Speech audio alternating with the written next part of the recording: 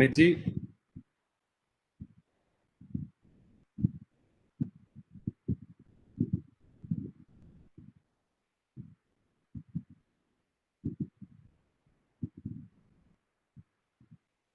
अमित जी, आपकी आवाज नहीं आ रही है।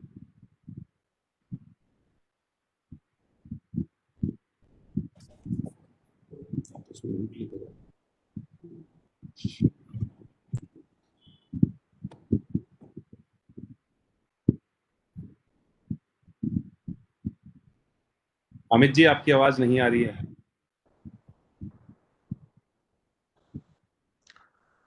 मेरी आवाज आ रही है? जी, आपकी आ रही है। मैं अपनी शुरू करता हूं, तब तो अमित जी जुड़ेंगे जी, क्योंकि समय तो वही है। स्टार्ट कीजिए। आदरणीय उमाकांत जी, आज के कार्यक्रम के मुख्य वक्ता और देश के जाने माने नाम श्रीमान पुष्पन जी इस वर्चुअल बैठक के माध्यम से उपस्थित हिंदू जागरण मंच के कार्यकर्ता बंधुओं, सौभाग्य की बात है कि श्रीमान पुष्पन जी का समय लिया और मिला है और उनको सुनेंगे। उनको अधिकतम समय दें, इसलिए 6:35 हो रहे हैं, 5-7 मिनट में अपनी बात समाप्त करता हूं। हिंदू जागरण मंच संघ का ऐसा चेहरा है जो के अंदर उन सब कामों को करता है जिससे शेष कोई संगठन नहीं करता। संघ ने अलग अलग क्षेत्रों में काम करने के लिए अलग अलग कार्यकर्ताओं को संगठन के माध्यम से दायित्व दिए हैं और हम सबको मालूम है अलग अलग संगठन है।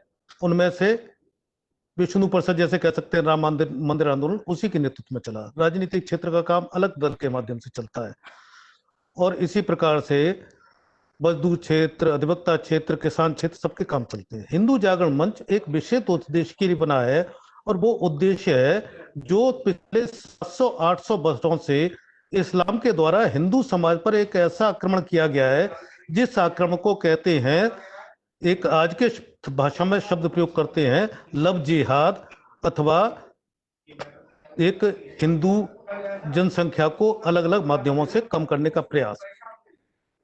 दूसरा विषय है आंतरिक सुरक्षा। ये दोनों ही ऐसे शब्द हैं या दोनों ऐसे काम हैं जो सामान्य स्वयंसेवक अथवा किसी और के काम नहीं है। लव जिहाद माने क्या? कल परसों अपने प्रांत प्रचारक श्रीमान हरीश जी के साथ हम लोग बैठे हुए थे। उसमें उन्होंने एक बात कही जो आगरा के कार्यकर्ताओं को विशेष रूप से ध्यान रखने की और चिंतन मनन करने की है। उन्होंने कहा कि माधव भवन के पास में अपना एक मोहल्ला है जिसको कहते हैं लोहा मंडी। अमित जी, सुना है ना मेरी बात? उस लोहा मंडी के अंदर पिछले 1 साल में लगभग 15 हिंदू लड़कियां लव जिहाद का शिकार हुई हैं। 15 होंगी कि 14 होंगी कि 12 होंगी कि 17 होंगी, ये इस प्रश्न पर नहीं जाना, लेकिन एक छोटे से मोहल्ले में ये हाल है जिसका हमको पता नहीं लगता, तो पूरे आगरे में और पूरे देश में क्या हाल होगा ये समझ सकते हैं।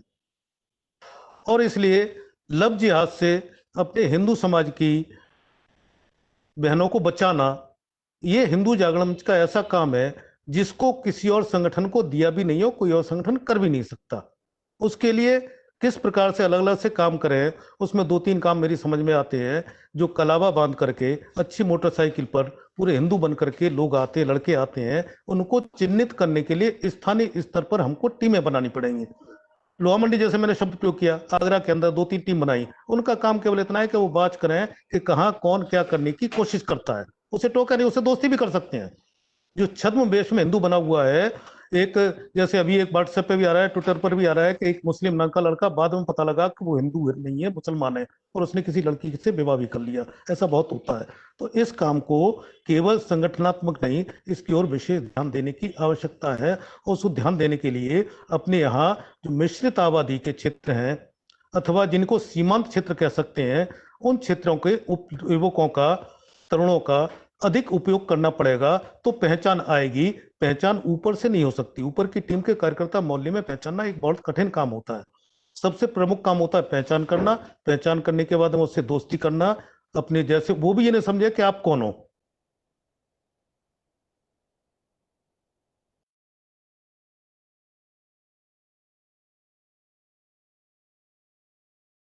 उससे पहले कम्युनिस्टों की मजदूर यूनियन में कम्युनिस्ट बनकर के काम किया। कई वर्ष तक काम सीखने के बाद में तो भारतीय मजदूर संघ की स्थापना की थी। इसी प्रकार से इन लोगों के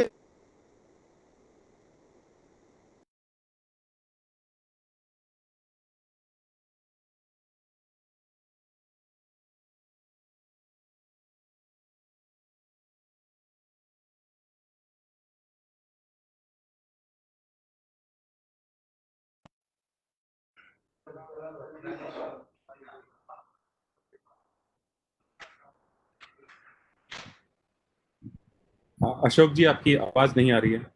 हाँ हाँ, बीच में कट गया था। जी। आ रही है अब? जी आपकी आवाज आ रही है। जी जी। तो एक तो ये लव जिहाद विषय पर हमको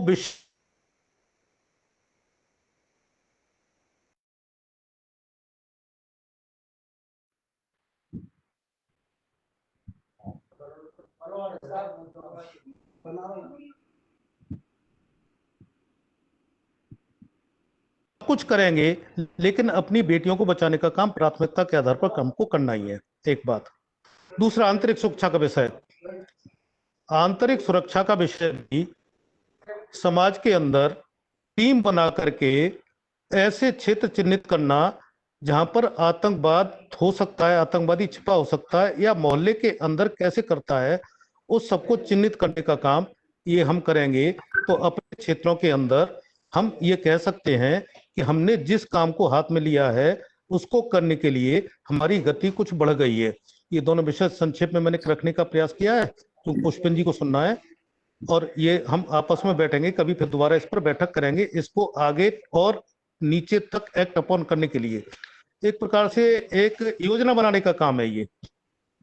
बौद्धिक विषय तो लव जिहाद पूरा चलता ही रहता है, तो दोनों बातों की योजना बनाने के लिए कोई एक समय रख करके 8-10 की टोली बैठेगी, तो मुझे लगता है कि ज्यादा उचित होगा। इतना कह करके मैं अपनी वाणी को विराम देता हूं, और मैं आगे की कार्रवाई आप करें और श्रीमान पुष्पन जी को सुनने का अवसर मिले, इसके लिए मैं अपने को एक अपनी बात पूरी कर रहा हूं मैं। ठीक। हम लोग के बीच में माननीय हमारे अशोक कुलश्रेष्ठ जी भाई साहब, जो हमारे विशेष संपर्क प्रमुख हैं और हिंदू जागरण मंच के पालक अधिकारी भी हैं, उनका हिंदू जागरण मंच का एक तरह का परिचय रहा जो सभी हमारे महानुभावों ने सुना। हमारे साथ में जो है माननीय उमाकांत जी भाई साहब, जो हमारे प्रदेश के संगठन मंत्री हैं। हमारे जो मुख्य अतिथि हैं, आज के मुख्य वक्ता हैं हमारे माननीय श्रीमान पुष्पेंद्र कुलश्रेष्ठ जी भाई साहब। डॉक्टर प्रमेंद्र महेश्वरी जी हमारे साथ हैं, और जो बरेली से हैं चिकित्सा आयोग के सदस्य हैं उत्तर प्रदेश सरकार में। अरुण जी भाई साहब हैं, जो हमारा केंद्रीय आईटी का काम और विज्ञान भारती का काम अरुण जी भाई साहब देखते हैं। तो क्योंकि हम लोग के बीच में आज आगरा में थोड़ा इंटरनेट की समस्या भी है बारिश और तूफान की वजह से, और हमारे जो मुख्य अतिथि जिनको सुनने के लिए पूरा देश इस समय बहुत उत्सुकता से हमारे पेश का इंतजार कर रहा है कि भाई साहब का हमारे उद्बोधन के बीच में आएंगे, ऐसे श्रीमान पुष्पेंद्र कुलश्रेष्ठ जी, जो एक वरिष्ठ पत्रकार भी हैं, जिन्होंने भारत की तरफ से प्रतिनिधित्व किया पाकिस्तान में, जिन्होंने कुछ पिछले कुछ वर्षों के अंदर एक अपनी अलग आइडेंटिटी इस देश के अंदर बनाई। प्रत्येक युवा आज उनको फॉलो करता है, उनको सुनता है, और समाज में जो जागरण का काम, जो हिंदुस्तान में पूरे जागरण का काम माननीय पुष्पेंद्र जी भाई साहब ने करा पिछले कुछ वर्षों में, क्योंकि हम लोग भी 20 वर्षों से संगठन का काम कर रहे हैं, ऐसा जागरण का काम, या अतिशयोक्ति नहीं होगी कि हमारे बीच में से इस समय जितने भी भारत के अंदर प्रखर वक्ता है, माननीय श्रीमान पुष्पेंद्र कुलश्रेष्ठ जी जैसा जागरण का काम इस समाज का कोई नहीं कर रहा। तो मैं भाई साहब से एक निवेदन करना चाहूंगा कि अपने उद्बोधन से हम सभी कार्यकर्ताओं को और युवाओं का मार्गदर्शन करें। माननीय पुष्पेंद्र जी भाई साहब। लोगों का बहुत बहुत धन्यवाद, और खास करके मेरे और आपके बीच में देश भर और दुनिया भर में आपके तमाम कार्यकर्ताओं के मिलाने के जो पुल का काम किया है, उनसे दो रिश्ते हैं। एक तो वो जाने माने देश के डॉक्टर हैं, और दूसरा रिश्ता यह है जो मैं सार्वजनिक तौर पे मानता हूं कि डॉक्टर प्रमेंद्र महेश्वरी साहब उसी विश्वविद्यालय से डॉक्टर की डिग्री लेके आए हैं जहां से मैंने देश बांटने की, देश विभाजन करने की डिग्री ली है। इसलिए प्रमेंद्र महेश्वरी जी का विशेष कृपा यह है कि ये मेरे सीनियर हैं और मैं इनका जूनियर हूं, उसके बावजूद भी ये मुझे डांटते नहीं हैं, बल्कि प्यार से मुझे एसएमएस करके कहते हैं कि ये करना है, ये नहीं करना है। हिंदू जागरण मंच ब्रज प्रांत, जनाब उमाकांत साहब, प्रदेश संगठन मंत्री हिंदू जागरण मंच, श्रीमान अशोक कुलसे साहब, विशेष संपर्क प्रमुख, राष्ट्रीय स्वयंसेवक संघ, पालक अधिकारी हिंदू जागरण मंच ब्रज प्रांत, श्रीमान सुरेंद्र चौहान साहब, प्रदेश अध्यक्ष हिंदू जागरण मंच ब्रज प्रांत, डॉक्टर प्रमेंद्र महेश्वरी साहब, मेंबर उत्तर प्रदेश चिकित्सा आयोग, अमित चौधरी भाई, प्रदेश अध्यक्ष युवा वाहिनी, जनाब अरुण साहब, प्रचार प्रसार आईटी एक्सपर्ट, केंद्रीय हिंदू जागरण मंच, और तमाम मेरे युवा साथियों, मेरे बुजुर्गों, मेरे हमरू, आप सबको मेरा प्रणाम।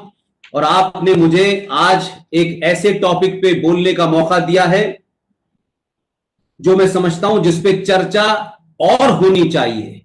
इस पे चर्चा मैं समझता हूं कि जब भी हुई है भावनात्मक तौर पे बहुत हुई है, तथ्यात्मक तौर पे इस पे कम गौर किया गया है। मेरी कोशिश होगी, क्योंकि आप तमाम सारे जिन लोगों के मैंने नाम लिए हैं और ये तमाम जो संगठन है ये सब जानते हैं। अशोक जी ने भी आज ये साफ किया, ये मुझे शायद इसकी जानकारी नहीं थी कि राष्ट्रीय स्वयंसेवक संघ का जो चेहरा है वो हिंदू जागरण मंच है, इसलिए ये बहुत महत्वपूर्ण है और चेहरे को हमेशा चमकता हुआ होना चाहिए। चेहरे के से जो भी प्रकट हो वो तर्क संगत हो, लॉजिकल हो, रीजनिंग हो, फैक्चुअल हो, रेफरेंसेस के साथ हो, ताकि जिस तरफ इशारा अशोक भाई ने कहा है कि हमारे देश में इंटेलेक्चुअल आतंकवाद, एकेडमिक आतंकवाद, वामपंथ का आतंकवाद, इन सब को आप भावनात्मक तौर पे नहीं तोड़ सकते हैं। इनको आपको रीजन, लॉजिक, रेफरेंस और बुक के माध्यम से तोड़ना होगा। और जब तक आपकी इंफॉर्मेशन करेक्ट नहीं होगी, आपने कुछ किताबें जो कि संघ ने ना लिखी हो, जो हिंदू संगठनों ने ना लिखी हो, उन्हीं की किताब में से जिनका वो अक्सर कोट करते हैं और जिनको ये बताते हैं कि ये बहुत महान लोगों ने लिखी है, उन्हीं किताबों में कुछ कुछ चीजें ऐसी मिल जाएंगी आपको जिनसे आप उनके ज्ञान को कॉर्नर कर सकते हैं, काउंटर कर सकते हैं। लिहाजा आज का जो मेरी बातचीत होगी वो मैं इसी संदर्भ में रखूंगा कि आप जिस तरफ इशारा कर रहे हैं इसकी तरफ मैं समझता हूं कि और मंथन होना चाहिए। आप सब लोग मेरे बुजुर्ग हैं और आरएसएस 100 साल से ऊपर से काम कर रहा है, तो उसकी सोच को लेकर के, उसकी कार्यप्रणाली को लेकर के न मुझे कुछ कहना है। और यही वजह है कि आज इतने सालों की उनका जो पूरी एक तरीके से उनका सेक्रीफाइस, जिसके कारण आज ये देश इस बदलाव के मोड़ पर पहुंचा है। लेकिन मैं ये मानता हूं कि बदलाव होता रहना चाहिए, युवाओं में होना चाहिए, सोच में होना चाहिए, लेकिन टारगेट नहीं बदलना चाहिए। रास्ते बदल सकते हैं लेकिन लक्ष्य नहीं बदलना चाहिए। जब लक्ष्य बदलने लगते हैं तब संकट पैदा होता है। इसलिए जो 1925 में लक्ष्य रखा गया था वो लक्ष्य वही रहेगा, लेकिन उसके रास्ते समय समय के हिसाब से बदले जा सकते हैं। ये मेरा मानना है, मैं किसी से ये नहीं कहता कि वो अपनी सोच मेरी तरह बदले। लिहाजा अखंड भारत संकल्प के सिलसिले में मैं उस बातचीत पे जरूर आऊंगा, लेकिन मैं एक बात अपनी कह के अपनी बात शुरू करना चाहता हूं कि आज हमारे सामने जो सबसे बड़ा संकट है वो संकट ये है कि हमने पिछले कई सालों में जो दूसरे ने हमें दे दिया, जो दूसरे ने हमें बता दिया, जो उसने समझा दिया, हमने बिना तर्क करे, बिना उस पर बहस करे, अब या तो हमारी अज्ञानता कह लें या हमारी लड़ने की न क्षमता, या शायद हम उनको प्रतिकार नहीं करना चाहते थे, या हम उनको नाराज नहीं करना चाहते थे। लिहाजा हमने पिछले कई सौ सालों में जो भी कुछ लोगों ने झूठ बोला, हमने उसको एज इट इज ले लिया। आजादी के बाद भी झूठ बोले गए, इतिहास में बोले गए, साहित्य में बोले गए, लेकिन हमने कभी उनको चैलेंज नहीं किया, तर्कों से चैलेंज नहीं किया। और शायद यही वजह है कि आजाद भारत के अंदर आज की युवा पीढ़ी जो है एक ऐसे आतंकवाद से दिन रात 2-4 हो रही है, जिसका सामना आज नहीं तो कल करना ही होगा। और मुझे खुशी है कि देश में चाहे मेजर जनरल जीडी बख्शी हो, चाहे कर्नल आर सिंह साहब हो, सुशील पंडित हो, प्रोफेसर कपिल कुमार हो, अंकुर शर्मा हो, ललित अंबरदार हो, विवेक अग्निहोत्री साहब हो, ये तमाम सारे लोग आज की युवा पीढ़ी को, जो हमारे इतिहास में, जो हमारे साहित्य में और जो तथाकथित इस देश में इंटेलेक्चुअल बने बैठे हैं, उनको कैसे तर्कों से कॉर्नर किया जाए और उनको मजबूर कर दिया जाए कि या तो वो छोड़ के जगह भागें या फिर आपकी बात को माने, मैं ये मानता हूं। लिहाजा पिछले कई सालों में, अब या तो कह सकते हैं कि हमारे यहां जब सत्ता का परिवर्तन होता है तो सत्ता तय करती है कि समाज कैसा होगा। 1947 में ट्रांसफर ऑफ पावर हुआ, कुछ लोग आए सत्ता पे, उन्होंने एक नैरेटिव बनाना शुरू किया। अब नैरेटिव बना तो किसी ने यह सवाल नहीं उठाया, हो सकता है चंद लोगों ने उठाया हो, लेकिन युवा पीढ़ी के सामने यह सवाल कभी नहीं उठा। और शायद यही वजह है कि आज हमारे सामने जब भारत का पूर्व सेना अध्यक्ष यह कहता है कि भारत इस समय 2.5 युद्ध में मुलव्विस है, इन्वॉल्व है, तो जब वो उसको साफ करते हैं तो साफ साफ कहते हैं कि भारत के पूर्व में कौन दुश्मन है भारत का और भारत के पश्चिम में कौन दुश्मन है भारत का, ये सबको पता है। लेकिन ये जो आधा युद्ध है ये भारत के अंदर है और ये सेना नहीं लड़ेगी, इसको पुलिस नहीं लड़ेगी, इसको बीएसएफ नहीं लड़ेगी, इसको सीआरपीएफ नहीं लड़ेगा, इसको भारत की 100 करोड़ सनातन हिंदू लड़ेंगे। और जब तक वो लड़ने के लिए तैयार नहीं होंगे, जो बाहर के युद्ध हैं उसे सेना जीत सकती है, सेना हरा सकती है, सेना आपको विजय दिला सकती है। लेकिन आपके समाज में पिछले कई 100 सालों के अंदर ऐसे लोग बैठ गए हैं जो दिन रात आपको, आपकी आने वाली जनरेशन को, आपके इंटरटेनमेंट को, आपके इतिहास को, आपके साहित्य को वो रोज इस तरीके से आगे बढ़ाती है कि आपकी नस्ल दर नस्ल आपके घर में ही आपके संस्कारों पर, आपके ट्रेडिशंस के ऊपर, सरोकारों के ऊपर, संस्कृति के ऊपर, सब पे सवाल उठाती है और शायद हमारा युवा उसका जवाब नहीं दे पाता है। लिहाजा मैं ये मानता हूं कि ये जो युद्ध है, खासतौर से ये भारत के अंदर लड़ा जाने वाला युद्ध है और इसमें सिर्फ और सिर्फ आज के युवाओं को लड़ना है और उनसे थोड़ी सी ज्यादा उम्र के लोगों को इसका नेतृत्व करना है। और अब 70 सालों के बाद लोगों के चेहरों से मुखौटा हट गया है, आपको समझ में आ गया है कि आपने पिछले 70 सालों में कैसे कैसे नैरेटिव को, नारों को चलाया। सारे धर्म बराबर हैं, मजहब नहीं सिखाता आपस में बैर रखना, हिंदू है हम, हिंदी है हम, वतन है सारा जहां हमारा। तो अब ये कहने का मतलब यह है कि ये जो नैरेटिव था कि सारे धर्म बराबर हैं, मजहब नहीं सिखाता, इस्लाम शांति का धर्म है, हम सब भाई भाई हैं, ये भाईचारा है, ये गंगा जमुना तहजीब है, ये साझा विरासत है। लेकिन इन बातों को कभी भी हमने रुक करके न तो इनकी एनालिसिस की, ये क्यों उभरे, कैसे उभरे, इनके पीछे की मानसिकता क्या है, इनको कौन लोगों ने इसको प्रचारित किया। लेकिन अब देश भर में तमाम सारे लोग इन सब बातों को पूछ रहे हैं कि भाई ये बताएं कि मजहब नहीं सिखाता आपस में पैर रखना, हिंदी है हम, वतन है हिंदुस्तान हमारा। मैं कहता हूं कि इससे बड़ा पाखंड और झूठ नहीं हो सकता। वो कोई बोलता हो, कितने भी बड़े पद का आदमी बोलता हो, कितना भी महान आदमी बोलता हो, मैं उसको नहीं मानता। ये सिर्फ पूरी दुनिया में मजहब ही है जो आपस में बैर करना सिखाता है। लेकिन हम तमाम 100 करोड़ सनातनियों का संकट यह है कि हमको यह नहीं बताया गया कि रिलीजन का ट्रांसलेशन क्या होता है। हमको बता दिया गया रिलीजन का और मजहब का हिंदी में ट्रांसलेशन धर्म होता है। लिहाजा हम जिस धर्म की बात करते हैं वो धर्म उन मजहब में नजर नहीं आता जिनके बराबर की हम बात करते हैं। मजहब और धर्म में इतना ही फर्क है जितना गधे और घोड़े में होता है। अगर पूरी दुनिया में, इस संसार में, कायनात में, इस यूनिवर्स में, इस ब्रह्मांड में अगर कोई एक धर्म, उस धर्म का नाम सिर्फ सनातन है। जब ब्रह्मांड की उत्पत्ति हुई तब से लेके अब तक, और जब तक ये ब्रह्मांड, कायनात, यूनिवर्स रहेगा तब तक सिर्फ एक ही धर्म रहेगा, उस धर्म का नाम है सनातन। सनातन कोई पूजा पद्धति नहीं है, सनातन किसी किताब से नहीं निकला है, सनातन का कोई पैगंबर नहीं है, सनातन के पैदा होने की कोई डेट नहीं है। तो जब किसी के पैदा होने की डेट नहीं है, उसके अंत की डेट भी नहीं होगी।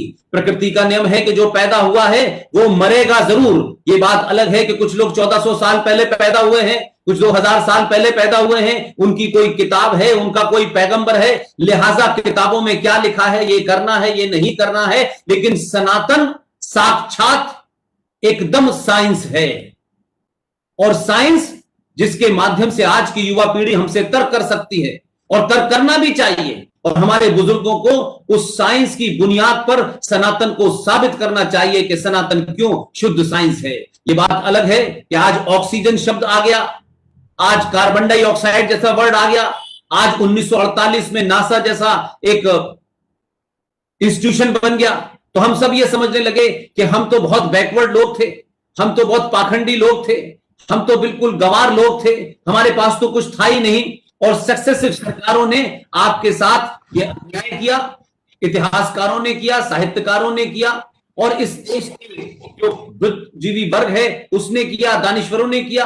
लिहाजा हम आज तक 70 सालों में इस नतीजे पर नहीं पहुंच पाए। हम हैं कौन, हम कहां से आए थे, हम क्या हैं, हमारे पूर्वज कौन थे, हमारा इतिहास क्या है, हमारी संस्कृति क्या है, हमारी आस्थाएं क्या हैं, हमारी परंपराएं क्या हैं, हमारे सरोकार क्या हैं, ये कभी हमने जानने की कोशिश नहीं की।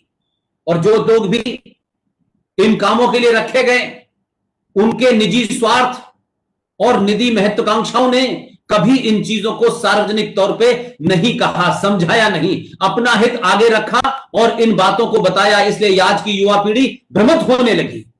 और आज के दौर में जब आपके पास दुनिया का सबसे सशक्त एक माध्यम है, आज आप एक सेकंड में कोई बात बोलते हैं, जितनी देर में आप अपनी बात कह के हटते नहीं हैं, उतनी देर में हजारों लोग उसको प्रूफ कर देते हैं कि आपने सही बात बोली है या गलत बात बोली है। और इतना सस्ता, इतना सुलभ आज की संचार क्रांति में दुनिया के लोग आपकी बात को सुनेंगे। अगर आप तर्कों पे बात अपनी सही कहेंगे तो दुनिया आपको सलाम करेगी, और सिर्फ आप एक भावनाओं में बह करके, इमोशनल बातें करके अगर किसी चीज को सिद्ध करने की कोशिश करेंगे तो ना सिर्फ आपको या आपका युवा सुनेगा, बल्कि कोई दुनिया का युवा आपको नहीं मानेगा। यही वजह है कि सच बोलिए, सच से सत्ताएं जाती हो तो चली जाएं। सत्ता से मेरा कोई संबंध नहीं है, सत्ता का अपना एक मिजाज होता है, सत्ता पे आने की एक अलग प्रक्रिया होती है। मैं सत्ता से ज्यादा, यानी अगर कहें मुझसे कि राज और राष्ट्र के बीच में मैं भेद करता हूं और राज के बदलने न बदलने में मेरी दिलचस्पी कम होती है, मैं कहता हूं कि राष्ट्र को बचाने का काम समाज का होता है और राज्य को चलाने का काम सरकारों का होता है। इसलिए राज और राष्ट्र के बीच में हमने भेद करना बंद कर दिया है। लिहाजा हम ये समझते हैं कि सरकार जो है वही सब कुछ करेगी, वही हमारे मंदिरों को बचाएगी, वही हमारे संस्कारों को बचाएगी, वही हमारे सरोकारों को बचाएगी, उसी का सब जिम्मा है। मैं मानता हूं कि राष्ट्र को चलाने के लिए जो छोटे छोटे इंस्ट्रूमेंट होते हैं, उसमें सरकार एक मात्र छोटा सा इंस्ट्रूमेंट है, उसमें पुलिस एक छोटा सा इंस्ट्रूमेंट है, उसमें सेना एक इंस्ट्रूमेंट है, उसमें न्यायपालिका एक इंस्ट्रूमेंट है। लेकिन जब राष्ट्र कमजोर होने लगता है, उस राष्ट्र रहने वाले लोगों की आस्थाएं कमजोर पड़ने लगती हैं, जब उनके सरोकार कमजोर होने लगते हैं, जब उसमें अज्ञानी पैदा होने लगते हैं, जब उसमें स्वार्थी पैदा होने लगते हैं, तो यकीन मानिए कि ये राज्य सत्ता आपके राष्ट्र के उन तमाम प्रकल्पों के अंदर दखल देना शुरू करती है। और इसकी जिंदा मिसाल है कि हमने देखा कि राज्य सत्ता तय कर रही है, राज्य सत्ता के अंग तय कर रहे हैं कि सबरीमला, जिसका 1000 साल पुराना इतिहास है, 1000 साल के बाद अगर उसमें कोई परंपरा बनी तो उसको ध्वस्त करने का काम राज्य ने किया, क्योंकि राष्ट्र के लोग जिन्हें अपनी परंपरा बचानी चाहिए थी वो कमजोर पड़ते चले गए, और अपने छोटे छोटे महत्वाकांक्षाओं के चलते जो उनको प्रतिकार करना चाहिए था, जो यूनिटी दिखानी चाहिए थी, वो नहीं की। और कोर्ट में खड़े होकर के लोगों ने इस बात को सही तरीके से नहीं रखा कि ये जो जेंडर जस्टिस की बात आप सबरीमला के अंदर कर रहे हैं, ये राज्य का काम नहीं है कि वो तय करेगी कि कहां पे सबरीमला के अंदर जेंडर जस्टिस होगा या नहीं होगा। ये राज्य का काम आस्थाओं का विषय है और आस्थाएं किसी किताब से नहीं चलती, आस्थाएं किसी कोर्ट कचहरी में नहीं चलती, आस्थाओं को कोई सरकार तय नहीं कर सकती।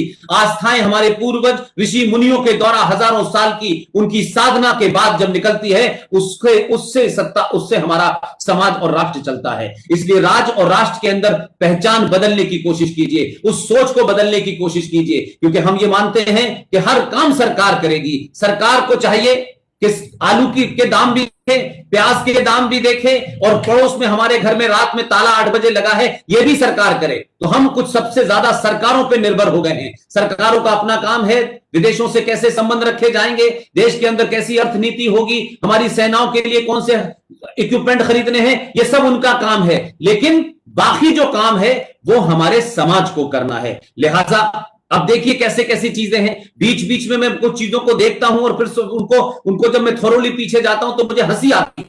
हमारे यहां अक्सर टेलीविजन पे बहुत सारे जोकर आते हैं जिनका यह पता नहीं है कि ये कहां पढ़े थे, कहां लिखे थे। दाढ़ी रख लेना, पजामा कुर्ता पहन लेना, टोपी लगा लेना, छोटे भाई का पजामा बड़े भाई का कुर्ता पहन के हर आदमी टेलीविजन पे आता है और उसके नीचे लिखा जाता है ये इस्लामिक स्कॉलर है। इस्लामिक स्कॉलर आपने कहीं सुना है कि ये हिंदू स्कॉलर हैं, ये सिख स्कॉलर हैं, ये जैन स्कॉलर हैं, ये बौद्ध स्कॉलर हैं? कहीं सुना है आपने?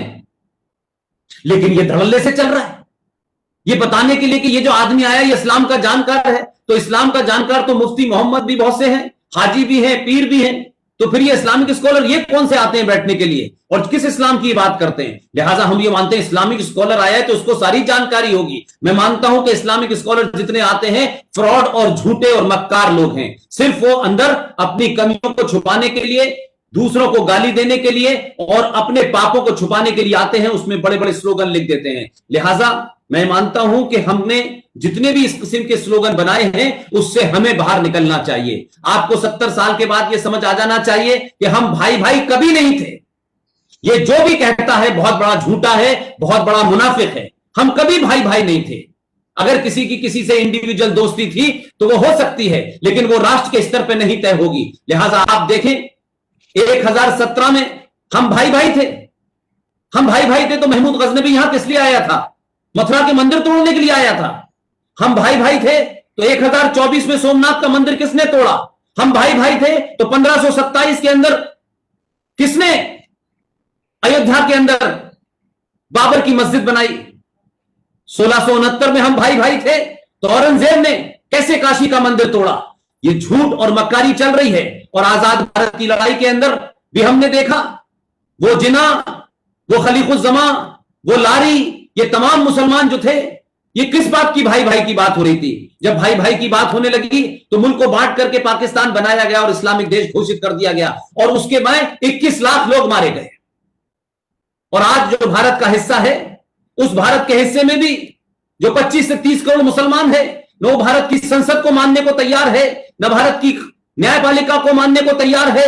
और वो कहते हैं कि हमारी किताब में जो लिखा है वही हम मानेंगे। जिनको किताब चाहिए थी उनको हमने जमीन देकर विदा कर दिया है। अब न किताब चलेगी और न किसी को यह इस बात का कोई इस किस्म की इजाजत होगी कि वो भारत की सरकार किसी की भी हो, संसद में जब कोई चीज पारित हो जाती है तो वो राष्ट्र की संपत्ति हो जाती है, वो किसी पार्टी की संपत्ति नहीं रहती। अगर सरकार ने बहुमत से कुछ चीजें पास कर दी गई हैं और उस पर कोई फैसला आ गया है तो उसको सबको मानना होगा, आपको अच्छा लगे या ना लगे। ऐसा कभी नहीं होता है कि कोर्ट फैसला दे तो सबको अच्छा लगे। लेकिन आज खुलेआम 2020 के भारत में खुलेआम लोग कह रहे हैं, संगठन के तौर पे कह रहे हैं, इंडिविजुअल लोग कह रहे हैं कि आज हम गिनती में कम हैं, आज अंधेरा है कल सवेरा होगा, कल ताकत मेरे हाथ में आएगी, मैं फिर मंदिर तोड़ दूंगा। इस मानसिकता से क्या आप समझते हैं कि आपने भगवान राम के मंदिर की नींव रख दी है तो ये सुरक्षित है?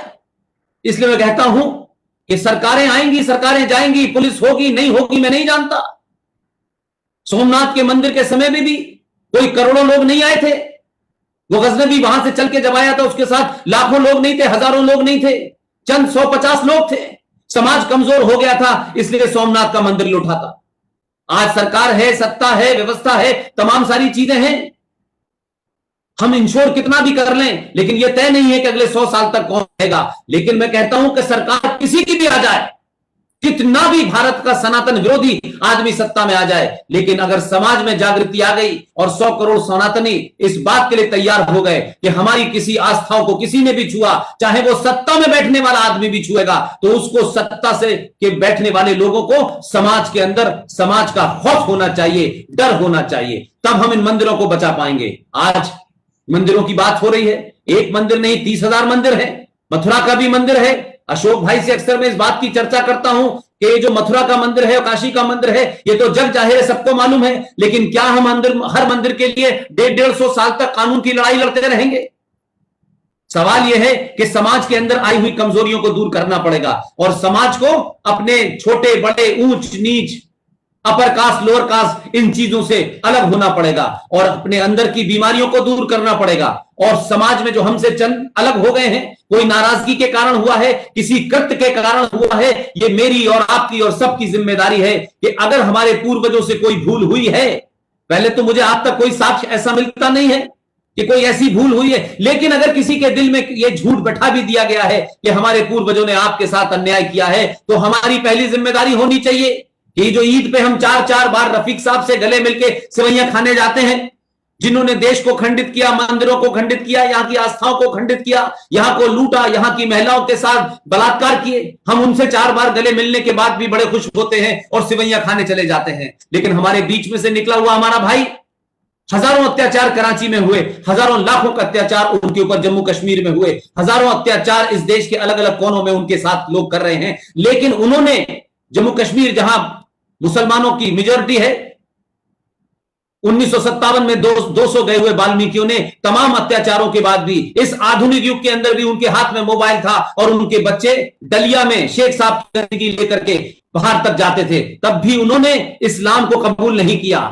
उनसे बड़ा कोई हिंदू हो सकता है? उनसे बड़ा कोई सनातनी हो सकता है? क्या हमने कभी कोशिश की कि हम सामूहिक तौर पे, संबोलिक तौर पे नहीं करेंगे कि हमने आपको एक मंत्री बना दिया है, हमने आपको संगठन में जगह दे दी है? ये सब चीजें जो हैं इस तरीके की हैं कि उनको लगता है कि आप हमें राष्ट्रपति बनाएं, आप हमें उपराष्ट्रपति बनाएं, आप हमें प्रधानमंत्री बनाएं, आप हमें मंत्री बनाएं। लेकिन आदमी की एक फितरत होती है, आदमी की एक चाह होती है कि समाज में जब लोग उससे इज्जत से बात करते हैं, समाज में जब वो देखता है कि मेरे साथ कोई भी भेदभाव नहीं कर रहा है, मेरे साथ भी उसी तरीके से घुल मिल रहे हैं, तो जो उसकी सोशल कंजम्पशन होती है, जो सोशल भूख होती है, जो हंगर होती है, वो कभी कभी उस चीज पद से बड़ी हो जाती है, तो पद कोई उसे संतुष्ट नहीं कर सकता। मुझे लगता है कि सामूहिक तौर पे आज की युवा पीढ़ी को ये बात मैं ओपनली कहना चाहता हूं कि ये डिस्क्रिमिनेशन, ये छुआछूत कम हुई है, लेकिन आज के युवा को, 21वीं पीढ़ी के युवा को इसको दूर करना है, ताकि सनातन अगर कमजोर हुआ है तो इसलिए नहीं कि उसके दुश्मन बहुत ताकतवर थे।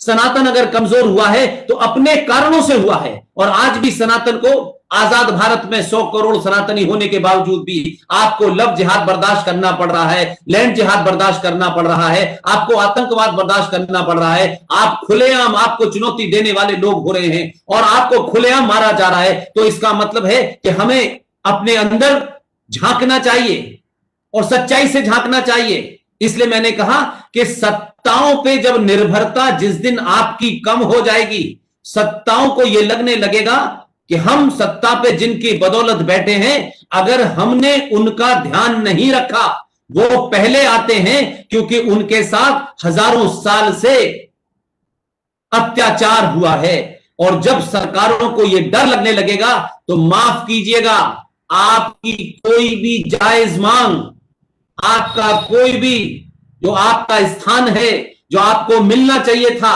उसको हर सरकार देने के लिए चलेगी। इसलिए अगर मैं ये कहूं कि भारत की राजनीतिक जो परिदृश्य है, राजनीतिक व्यवस्था है, मैं कहता हूं कि भारत की राजनीति में 2 बड़े बदलाव हुए 2014 से। मैं उस बदलाव को तीसरे चौथे स्टेज पे ले जाने की अपील आज के युवाओं से करता हूं। पहला बदलाव यह हुआ कि सबको लगता था 70 साल में कि कुछ भी हो जाए, हमें मुसलमानों की नाजायज मांगों को मानना है, और जब नाजायज मांगों को मानेंगे तभी हम सेकुलर कहलाएंगे।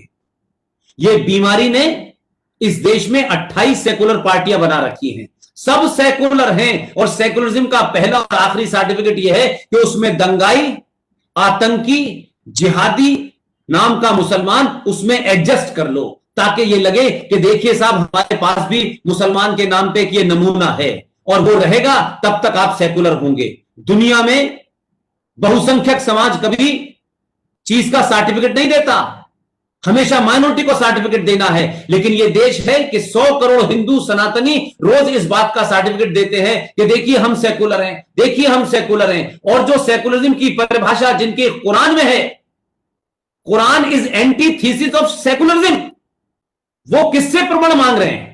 वो सनातनियों से मांग रहे हैं कि बताइए आप सेकुलर हैं कि नहीं, वो आपको सर्टिफिकेट दे रहे हैं। तो आपके अंदर जो कमजोरियां आई उसके चलते आज आपसे लोग लगातार पिछले 70 सालों से सेकुलरिज्म का सर्टिफिकेट मांग रहे थे, जबकि आपकी मिट्टी में, आपके मन मस्तिष्क के अंदर, आपके संस्कारों में, आपके सरोकारों में, आपकी आस्था में सेकुलरिज्म शब्द नाम की जरूरत ही नहीं है। भारत की मिट्टी के अंदर जो सेकुलरिज्म है वो दुनिया में कहीं नहीं मिलता।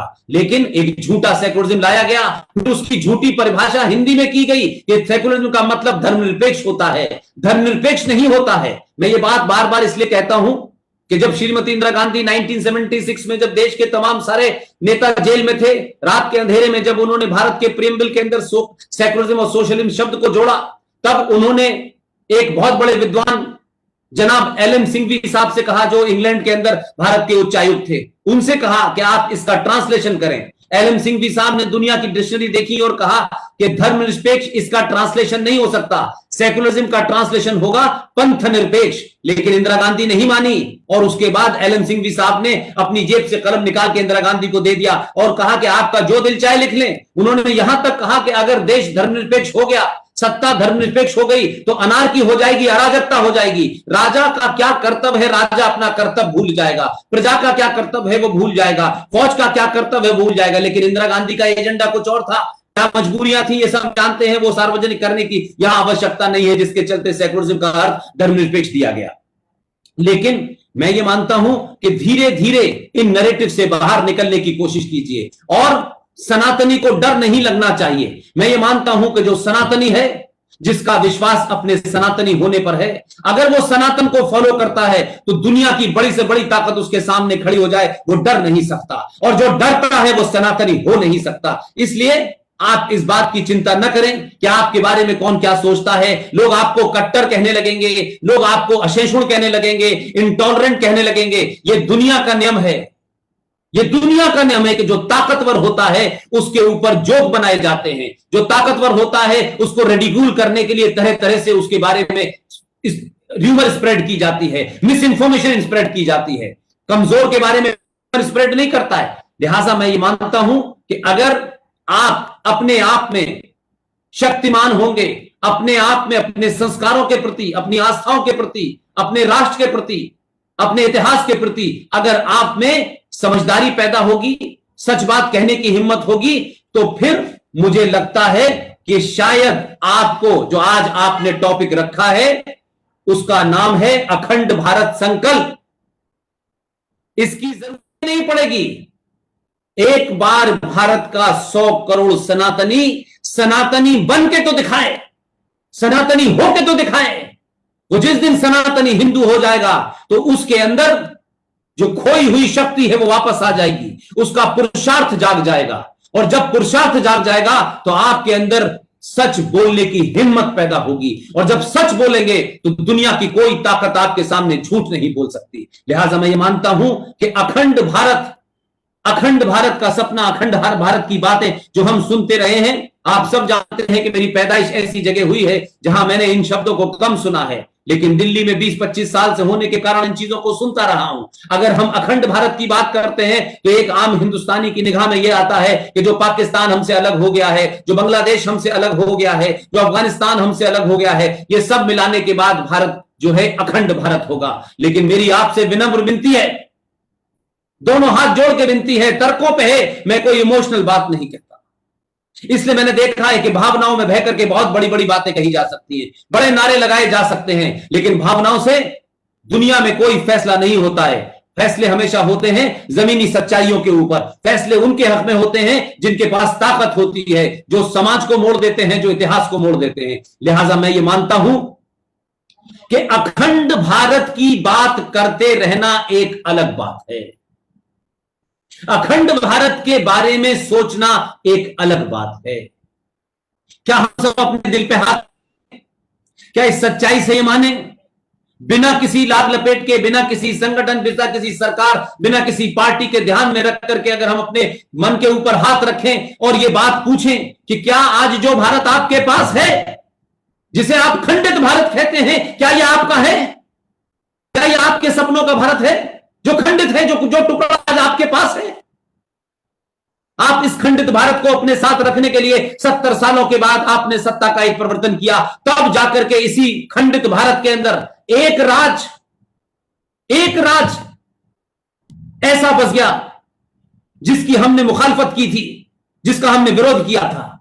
2 नेशन थ्योरी बनी, कहा गया 2 मजहब के लोग एक साथ नहीं रह सकते, एक देश पाकिस्तान बन गया, समझ में आता है, वो चले गए, उनकी फौज है, सरकार है, लेकिन सनातनियों की कमजोरी, उस कमजोरी के कारण सत्ता पे चाटुकारों का बैठना, महत्वाकांक्षी नेताओं का बैठना, उन्होंने भारत की धरती के ऊपर, इस खंडित भारत की धरती के ऊपर भी एक राज्य को 2 नेशन थ्योरी की परिभाषा पे बसा दिया, जिसे आप जम्मू कश्मीर कहते हैं। 1947-1950 में धारा 370 दी, 1954 में चोरी से आपने धारा 35A दी, और आप पिछले 70 सालों में, 73 सालों में आपने इतने लंबा संघर्ष किया, हजारों स्वयंसेवक मारे गए होंगे, हजारों लोगों की आहुति दी गई होगी, कई सारे संचालक आए चले गए, एक के बाद एक आते चले गए। इस सब के बाद आप देखिए कि आज खंडित भारत के अंदर जो एक हिस्सा हमारी धरती पे था, जो हमारे और आपके टैक्स से पलता था, हमारी फौज उसको बचाती थी, उसको साथ लाने के लिए हमने कितना लंबा समय इंतजार किया, तब 370 और 35A हटी, तब इस भारत की धरती पर जम्मू कश्मीर आपका अंग बना। इसलिए हर सक्सेसिव लीडर ने, उसके राजनीतिक स्वार्थ, राजनीतिक कारण होंगे, क्योंकि मैं पॉलिटिकल लीडर्स के बारे में टीका टिप्पणी इसलिए नहीं करना चाहता कि पॉलिटिक्स का एक अलग नियम होता है। पॉलिटिक्स में कुछ बातें कही जाती हैं, कुछ बातें नहीं कही जाती, कुछ बातें कही जाती हैं, करी नहीं जाती, कुछ बातें करते हैं तो बताते नहीं है, वो एक अलग राजनीति है, मैं उस पर जाना नहीं चाहता। लेकिन हम पिछले 70 सालों से बार बार क्या सुन रहे थे? जम्मू कश्मीर भारत का अभिन्न अंग है, जम्मू कश्मीर भारत का अभिन्न अंग है। मैं बार बार अपने पाकिस्तान में जो लोग थे वो भी मुझसे पूछते थे कि अगर जम्मू कश्मीर भारत का अभिन्न अंग है तो आपके यहाँ के प्रधानमंत्रियों को, आपके यहां की डिफेंस मिनिस्टर को, आपके यहां के विदेश मंत्रियों को बार बार इसे कहने की जरूरत क्या पड़ती है? क्या हमने कभी कहा है कि पाकिस्तान ऑक्युपाइड वाला कश्मीर हमारा कश्मीर है? हम तो नहीं कहते। तो ये मुझे बात समझ में आती थी, अगर हमारा है तो हम क्यों कह रहे हैं बार बार, किसको बताने के लिए कह रहे हैं? लिहाजा ये बात आज जब हम कहते हैं तो लोगों को बताना पड़ता है कि जो जम्मू कश्मीर संवैधानिक तौर पे भारत की संसद को, न्यायपालिका को, इलेक्शन कमीशन को, इन सबको भारत में, जम्मू कश्मीर में जाने से रोकता था, आज जम्मू कश्मीर सही मानों में भारत का अभिन्न अंग है। लिहाजा हमारे वो लोग जिन्होंने पाकिस्तान बनाया समझ में आता था, लेकिन जो लोग यहां रह गए उन्होंने तो जिन्ना का वो प्लान जो जिन्ना की किताबों में लिखा है, इतिहास में लिखा है, सालार जंग म्यूजियम जाएं कभी आप, उसमें रखा हुआ है डॉक्यूमेंट, वहां जाके देखें। ये जो ईस्ट पे और वेस्ट पे पाकिस्तान बना था, ये सोच समझ के बना था। जो जिन्ना का असली ओरिजिनल प्लान था वो तो इस भारत के पेट में कई पाकिस्तान बनाना चाहते थे। इसलिए चाहे वो नवाब भोपाल हो, चाहे वो हैदराबाद हो, चाहे वो जूनागढ़ हो, ये तमाम सारी चीजें इसीलिए हुई थी। वो बात अलग है कि पटेल उसके इस मंसूबे को भाग गए थे और उन्होंने बनने नहीं दिया, लेकिन जिन्ना की ख्वाहिश आज भारत में पूरी हो रही है 70 साल के बाद। आज भारत के अंदर 500 से ज्यादा कश्मीर और पाकिस्तान बन चुके हैं, जहां भारत की सक्सेसिव सरकारों की रिट नहीं चलती है। हजारों जगह ऐसी हैं हिंदुस्तान के अंदर जहां बिजली का बिल लेने के लिए आपका जूनियर इंजीनियर इलेक्ट्रिसिटी डिपार्टमेंट का नहीं जाता। हजारों जगह पुलिस नहीं जाती, हजारों जगह पुलिस जाने से, गोली चलाने से रोक देती है, मना कर देती है। यह समस्या ऐसे ही नहीं है। इसलिए मैं कहता हूं कि जो भारत मेरे पास है, जो भी है, आज मेरी और आपकी जिम्मेदारी है कि ये भारत पूरी तरह भारतीयों के पास रहे, भारत की आकांक्षाओं के साथ चले, भारत की संस्कृति के साथ चले, भारत के महापुरुषों का उसमें इतना ही आदर हो, भारत की संस्कृति का आदर हो, भारत के सनातन का आदर हो। लेकिन नहीं, मैं तो आज भी देखता हूं कि इस देश के अंदर सरकारें हैं, फौज है, पुलिस है, सब कुछ है, लेकिन दिल्ली में कैसा कुछ हो जाता है, बंगलौर में कुछ कई कैसा हो जाता है, पूरा केरला का हाल आपने कश्मीर जैसा हो गया है, बंगाल आपके हाथ से निकलने लगा है। इस देश में करोड़ों रोहिंग्या मुसलमानों की पैरोकारी करते हुए लोग आजाद मैदान में आग लगा देते हैं। सेना के जो शौर्य का स्थान बना है उसे लात और जूतों से मार मार के तोड़ देते हैं। वो जूतों से मारना, लातों से मारना सेना के उस शौर्य के प्रतीक को तोड़ने से उनके अंदर बसी हुई नफरत नजर आती है। आज भी अनारकी है। पहले आप कोई ट्वीट करेंगे भगवान कृष्ण के बारे में, जब पलट के कोई ट्वीट कर देगा तो आप आग लगा देंगे। आज आपने बंगलौर में आग लगा दी, और बंगलौर के अंदर आग लगाने के बाद भी लोग तरह तरह के सवाल कर रहे हैं। तो आप तो इस तरीके की सिचुएशन में आ गए हैं कि जब भी आप कुछ सच बात कहेंगे या झूठ का प्रतिकार करेंगे तो लोग आग लगा देंगे, लोग मार देंगे, और भीड़ डरेगी नहीं। न पुलिस रोक पाती है उनको, न वहां की राज्य सत्ता रोक पाती है।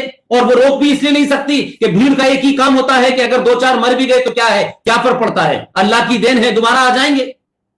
लेकिन आप वो काम नहीं कर सकते। ये काम हिंदुस्तान में कभी सनातनी नहीं कर रहे, लेकिन हम हर काम पुलिस से चाहते हैं। पुलिस और सत्ताओं की अपनी अपनी मजबूरियां होती हैं, अपनी प्रतिबद्धताएं होती हैं। लिहाजा आज का भारत जो है, जो खंडित भारत है, मैं ये मानता हूं, लेकिन इस खंडित भारत को भी, क्या हम सच में इस खंडित भारत को अपने हिसाब से चला पा रहे हैं? क्या संविधान लागू कर पा रहे हैं? क्या कोर्ट का कोई आदेश लागू करवा पाते हैं? हम नहीं करवा पाते हैं। एक एक कानून लाने के लिए लंबा लंबा समय लगता है। देश के अंदर अनारकी फैला दी जाती है। सुप्रीम कोर्ट शाहीन बाग के बाहर 3-3, 4-4 अपने इंटरलॉकर को भेजती है कि जाइए उनकी ठोड़ियों में हाथ डालिए और उनसे कहिए कि धरने पे से हट जाएं। जब सुप्रीम कोर्ट इतनी मोहताज हो जाए तो देश की सत्ता क्या करेगी? हम आप क्या करेंगे? लिहाजा मैं इसलिए कह रहा हूं कि सत्ताओं को अपना काम करने दीजिए। समाज के अंदर जो पुरुषार्थ है उसको जगाइए, सच बताइए और झूठ मत बोलिए कि हिंदू मुसलमान भाई भाई हैं। ये कभी नहीं थे, ना हो सकते। ये बात मैं इसलिए प्रूफ करना चाहता हूं कि हम पढ़ते नहीं है, बताते नहीं है। इसलिए मैंने आज एक चीज मैं आपके सामने लेके आया हूं और पूरी ईमानदारी के साथ रखना चाहता हूं। ये कुरान मजीद मेरे पास है, इसको देख लें, इसको समझ लें। इस कुरान मजीद को मकतबा अल हसनात ने 3004/T sir Syed Ahmad Khan road, Daryaganj, New Delhi 2 ने छापा है। इसका ट्रांसलेशन मोहम्मद फारूक खान ने किया है जो मुसलमान हैं। इसका लेटेस्ट एडिशन 2019 का है। इसके प्रिंटर हैं SS ऑफसेट, चांदनी महल, दिल्ली 2। इसके मैनेजिंग डायरेक्टर हैं अब्दुल मलिक फहीम साहब। इसकी विशेषता बताना चाहता हूं। यह बात सरे मंजर इसलिए रखना चाहता हूं कि मुझे राजनीतिक दलों का से कोई लेना देना नहीं है। सत्ता अपना काम करती है, मेरा सिर्फ एक ही काम है कि आज के युवा को सच बता के जाओ। हम सबको जाना है एक दिन, लेकिन मैं नहीं चाहता कि मेरे जाने के बाद जिस तरीके से मैं अपने बुजुर्गों से नाखुश हूं, उन्होंने सच बात नहीं बताई, सत्ता के लालच में नहीं बताई, किस कारण से नहीं बताई मैं नहीं जानता, या उनके निजी स्वार्थ थे। लेकिन अपने जाने से पहले तथ्यों के साथ बात रख करके अगली पीढ़ी को सिर्फ जागृत करना चाहता हूं, ताकि वो कल किसी के बहकावे में ना आए। मैं आपको एक बात बताता हूं, दिल्ली में एक मजिस्ट्रेट कोर्ट थी, उसके जस्टिस थे ZS लोहात, LOHAT लोहात, दिल्ली के थे ये। आपने 31 जुलाई 1986 को एक आदेश दिया और इस आदेश में कहा कि कुरान मजीद में, और ये सारी इसके अंदर मौजूद है, इसलिए कंफ्यूज मत होइएगा। कहीं कोई आपको सवाल पूछे तो आप पीछे मत हटिएगा। जस्टिस ZS लोहात ने, दिल्ली के मजिस्ट्रेट कोर्ट के जज साहब ने 31 जुलाई 1986 को एक आदेश दिया और उन्होंने आदेश में कहा कि इस कुरान मजीद में 24 आयतें हैं, 24 आयतें, जो ये 24 आयतें जो हैं हिंदू यानी मुसलमान और नॉन मुसलमान के बीच में झगड़ा खड़ा करती हैं। और उन्होंने कहा ये हेटफुल हैं, हार्मफुल हैं, इनकी टीचिंग नफरत फैलाती है और ये मुसलमान और नॉन मुसलमान के बीच में डिफरेंस क्रिएट करती है। जब तक ये 24 आयतें कुरान शरीफ से नहीं हटाई जाएंगी, देश में शांति नहीं होगी। और मैं बता दूं कि इसमें किस तरीके से इनका वर्णन है। सूरा नंबर 9 के अंदर आयत नंबर 5, 123, 23, 37, 111, 58, 29, 14, 28, सूरा नंबर 4, 56, 89, 101, सूरा नंबर 5, आयत नंबर 14, 51, 5, सूरा नंबर 8, आयत नंबर 65 और 69, सूरा नंबर 21, आयत नंबर 98, सूरा नंबर 32, आयत नंबर 22, सूरा नंबर 33, आयत नंबर 61, सूरा नंबर 41, आयत नंबर 27 और 28, सूरा नंबर 48, आयत नंबर 20, सूरा नंबर 66, आयत नंबर 9। ये 24 ऐसी आयतें हैं। अगर जस्टिस Z.S. लोहात ने जब इस पे फैसला दिया था तो उस वक्त किसी मुसलमान में हिम्मत नहीं हुई इसको चैलेंज करने की। वो ये समझ गए थे अगर हमने इसको चैलेंज किया तो फिर इस पे चर्चा होगी और देश भर में इस पे जब होगा तो हमारी पोल खुलेगी। लिहाजा मैं ये नहीं कहता कि किसकी किताब अच्छी है किसकी किताब बुरी है, लेकिन जो किताब आपके देश में एक दूसरे के खिलाफ रोष पैदा करे, नफरत पैदा करे, वो फिर किताब मजहबी नहीं हो सकती, वो किसी एजेंडे की हो सकती है। लिहाजा इनके ऊपर भी हमें बातचीत करनी चाहिए और इस बातचीत से हमको कतराना नहीं चाहिए। मेरा दूसरा सवाल यह है कि जिस तरीके से अभी हमें बताया गया, अशोक जी बता रहे थे, अशोक जी ने काफी कुछ बातें कही, लेकिन अशोक जी के सामने मैं एक रिसर्च रखना चाहता हूं और ये मेरी रिसर्च नहीं है, ये जयपुर के बहुत जाने माने डॉक्टर हैं, हमारे दोस्त हैं, डॉक्टर ओबेंद्र रत्नू साहब।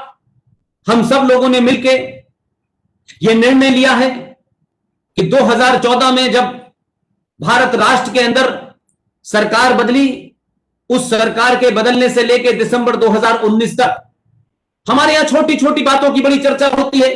हर छोटी छोटी खबर बड़ी खबर बन जाती है और जिसको खबर बनना चाहिए वो खबर नहीं बनती और कुछ लोगों की ख्वाहिश को ही खबर बना लेते हैं। लिहाजा मैं ये मानता हूं कि प्रोफेसर डॉक्टर रत्नू, जिन्होंने बड़ा काम किया है पाकिस्तान से आए हुए हिंदुओं को भारत में बसाने के लिए, उनके कागजात बनवाने के लिए बड़ा काम किया है, मैं उनकी इस रिसर्च को सलाम करता हूं। और उन्होंने निर्णय लिया है कि पूरे देश में 2014 से लेकर दिसंबर 2019 तक भारत के अंदर 106 सनातनी हिंदुओं की हत्याएं की गई हैं और ये हत्याएं करने वाले मुसलमान हैं और इनको इस तरीके से किया गया है जिससे कि किसी को पता ना चले। उन्होंने इसके लिए एक पूरी रिसर्च करने के बाद इसको हम तमाम सारे लोग पूरे देश में एक साथ रिलीज करेंगे। उसमें उस मरने वाले का नाम, उसकी उम्र, उसके पिता का नाम, उसके मोहल्ले का नाम, कब हत्या हुई, किस हथियार से हत्या हुई, कौन लोग मुलव्विस थे, ये पूरी रिसर्च है। अगले 10-12 दिन में शायद हम पूरे देश के सामने उसे रखेंगे। लेकिन एक उनकी जो रिसर्च है वो मुझे बहुत समझ ऐसी लगती है, जो उन्होंने बहुत गहरे अध्ययन के बाद बनाई है और मैं उससे पूर्णतः सहमत हूं। उसको उन्होंने नाम दिया है, ये तमाम युवा इसको सुने, ध्यान से सुने, चाहे तो लिख लें। इसमें है रैंडम, रैंडम कहते हैं अकस्मात, अनसीजिंग यानी अनवरत लगातार चलने वाली, लो लेवल लघु श्रेणी की, स्कैटर्ड वायलेंस मतलब छितरी हुई हिंसा। इसलिए इसको मैं आपके सामने रखूंगा तो आपको लव जिहाद, लैंड जिहाद, गजवाए हिंद, दारुल हरब, दारुल इस्लाम, ये तब सब कुछ समझ में आएगा। इसमें उन्होंने फरमाया है, उसमें ये बता रहे हैं डॉक्टर रत्नू कि ये जो रैंडम है, रैंडम का मतलब है कि कहीं भी there is no pattern to this, hence काफिर कैन नॉट प्रिडिक्ट, या नहीं जहां हिंदू रहते हैं वो इस बात को सोच भी ना पाए, अकस्मात यकायक कुछ भी घटित हो जाएगा। अनवरत, अनसीजिंग, इसका मतलब है कि ये लगातार, या नहीं 7वीं सेंचुरी से, मोहम्मद बिन कासिम से, राजा ताहिर से होते हुए ये सारा का सारा जो सिस्टम चल रहा है आज भी वही सिस्टम है। लघु श्रेणी की मीन्स लो लेवल की, या नहीं आप यहां पे कर दी, फिर थोड़ी देर के बाद कहीं और कर दी, फिर कहीं और छोटी सी हिंसा कर दी, तो आपने कंटिन्यूअस इसको बरकरार रखना है। और लास्ट में है scattered violence. Scattered violence is the most deadliest weapon of Islam. It is part of the Islam, it is part of the theory and ideology. इसमें कहा गया है कि आप इसमें ज्योग्राफी का कहीं कोई चक्कर नहीं है, पूरी दुनिया में कहीं भी हो सकती है, किसी तरीके भी हो सकती है। लंदन के फुटपाथ पे एक जिहादी बस लेके 5 लोगों के ऊपर चढ़ सकता है। श्रीलंका के अंदर चर्च में जाकर के कोई किसी को यकायक मार सकता है। यकायक दिल्ली के अंदर अंकित शर्मा नाम के आईबी के ऑफिसर को मार दिया जाता है। आप राजस्थान में कोई आदमी भारत के प्रधानमंत्री के आह्वान पर थाली बजाता है, दिया जलाता है, उसका मर्डर कुल्हाड़ी से काट के कर दिया जाता है।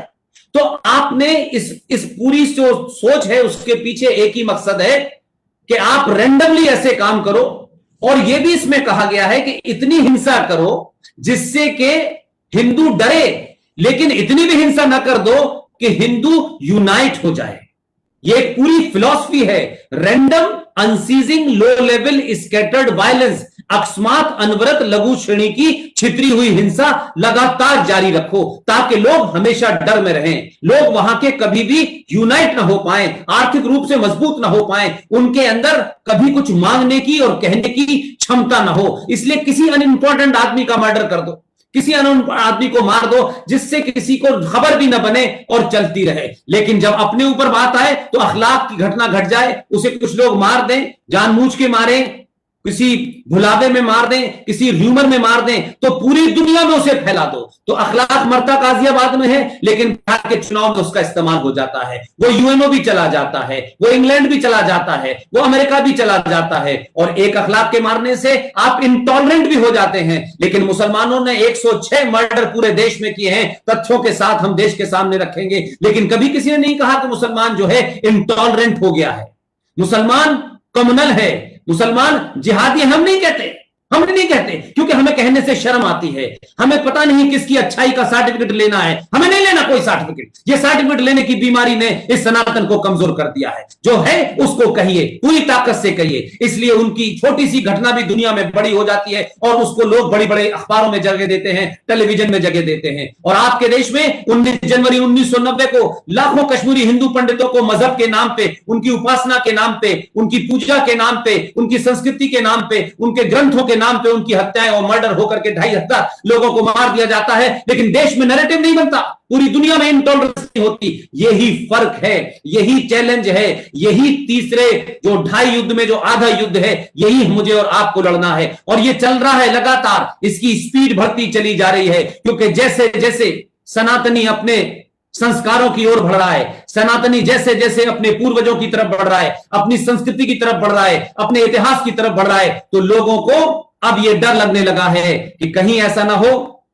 कि बहुसंख्यक समाज को जो हमने हजारों साल की झूठ की घुट्टी पिलाई थी, अगर ये घुट्टी का नशा उतर गया तो फिर हम बहुत मुश्किल में पड़ जाएंगे। इसलिए नए नए आते हैं, कोई पीले रंग की टोपी लगाता है, कोई केसरिया रंग की टोपी लगा करके टेलीविजन पे आके बैठ जाता है, कोई काला चश्मा लगाता है, किसी की इतनी दाढ़ी है, किसी की बकरा दाढ़ी है, अलग अलग तरीके से कोशिश करते हैं, नहीं नहीं हमें तो साथ रहना है। ये साथ रहने की आपकी ख्वाहिश वही होती है जहां सनातनी 5 से 10% होता है, और जहां कश्मीर होता है वहां आप बहुसंख्यक समाज को मार के निकाल जाते हो, वहां मल्यान बना देते हो, मेरठ बना देते हो, सहारनपुर बना देते हो, वहां मुरादाबाद हो जाता है, वहां संबल हो जाता है। इसलिए ये गलतफहमी हमें नहीं होनी चाहिए। मैं बार बार कहता हूं कि सनातनी को न किसी हथियार की जरूरत है, न किसी बंदूक की जरूरत है।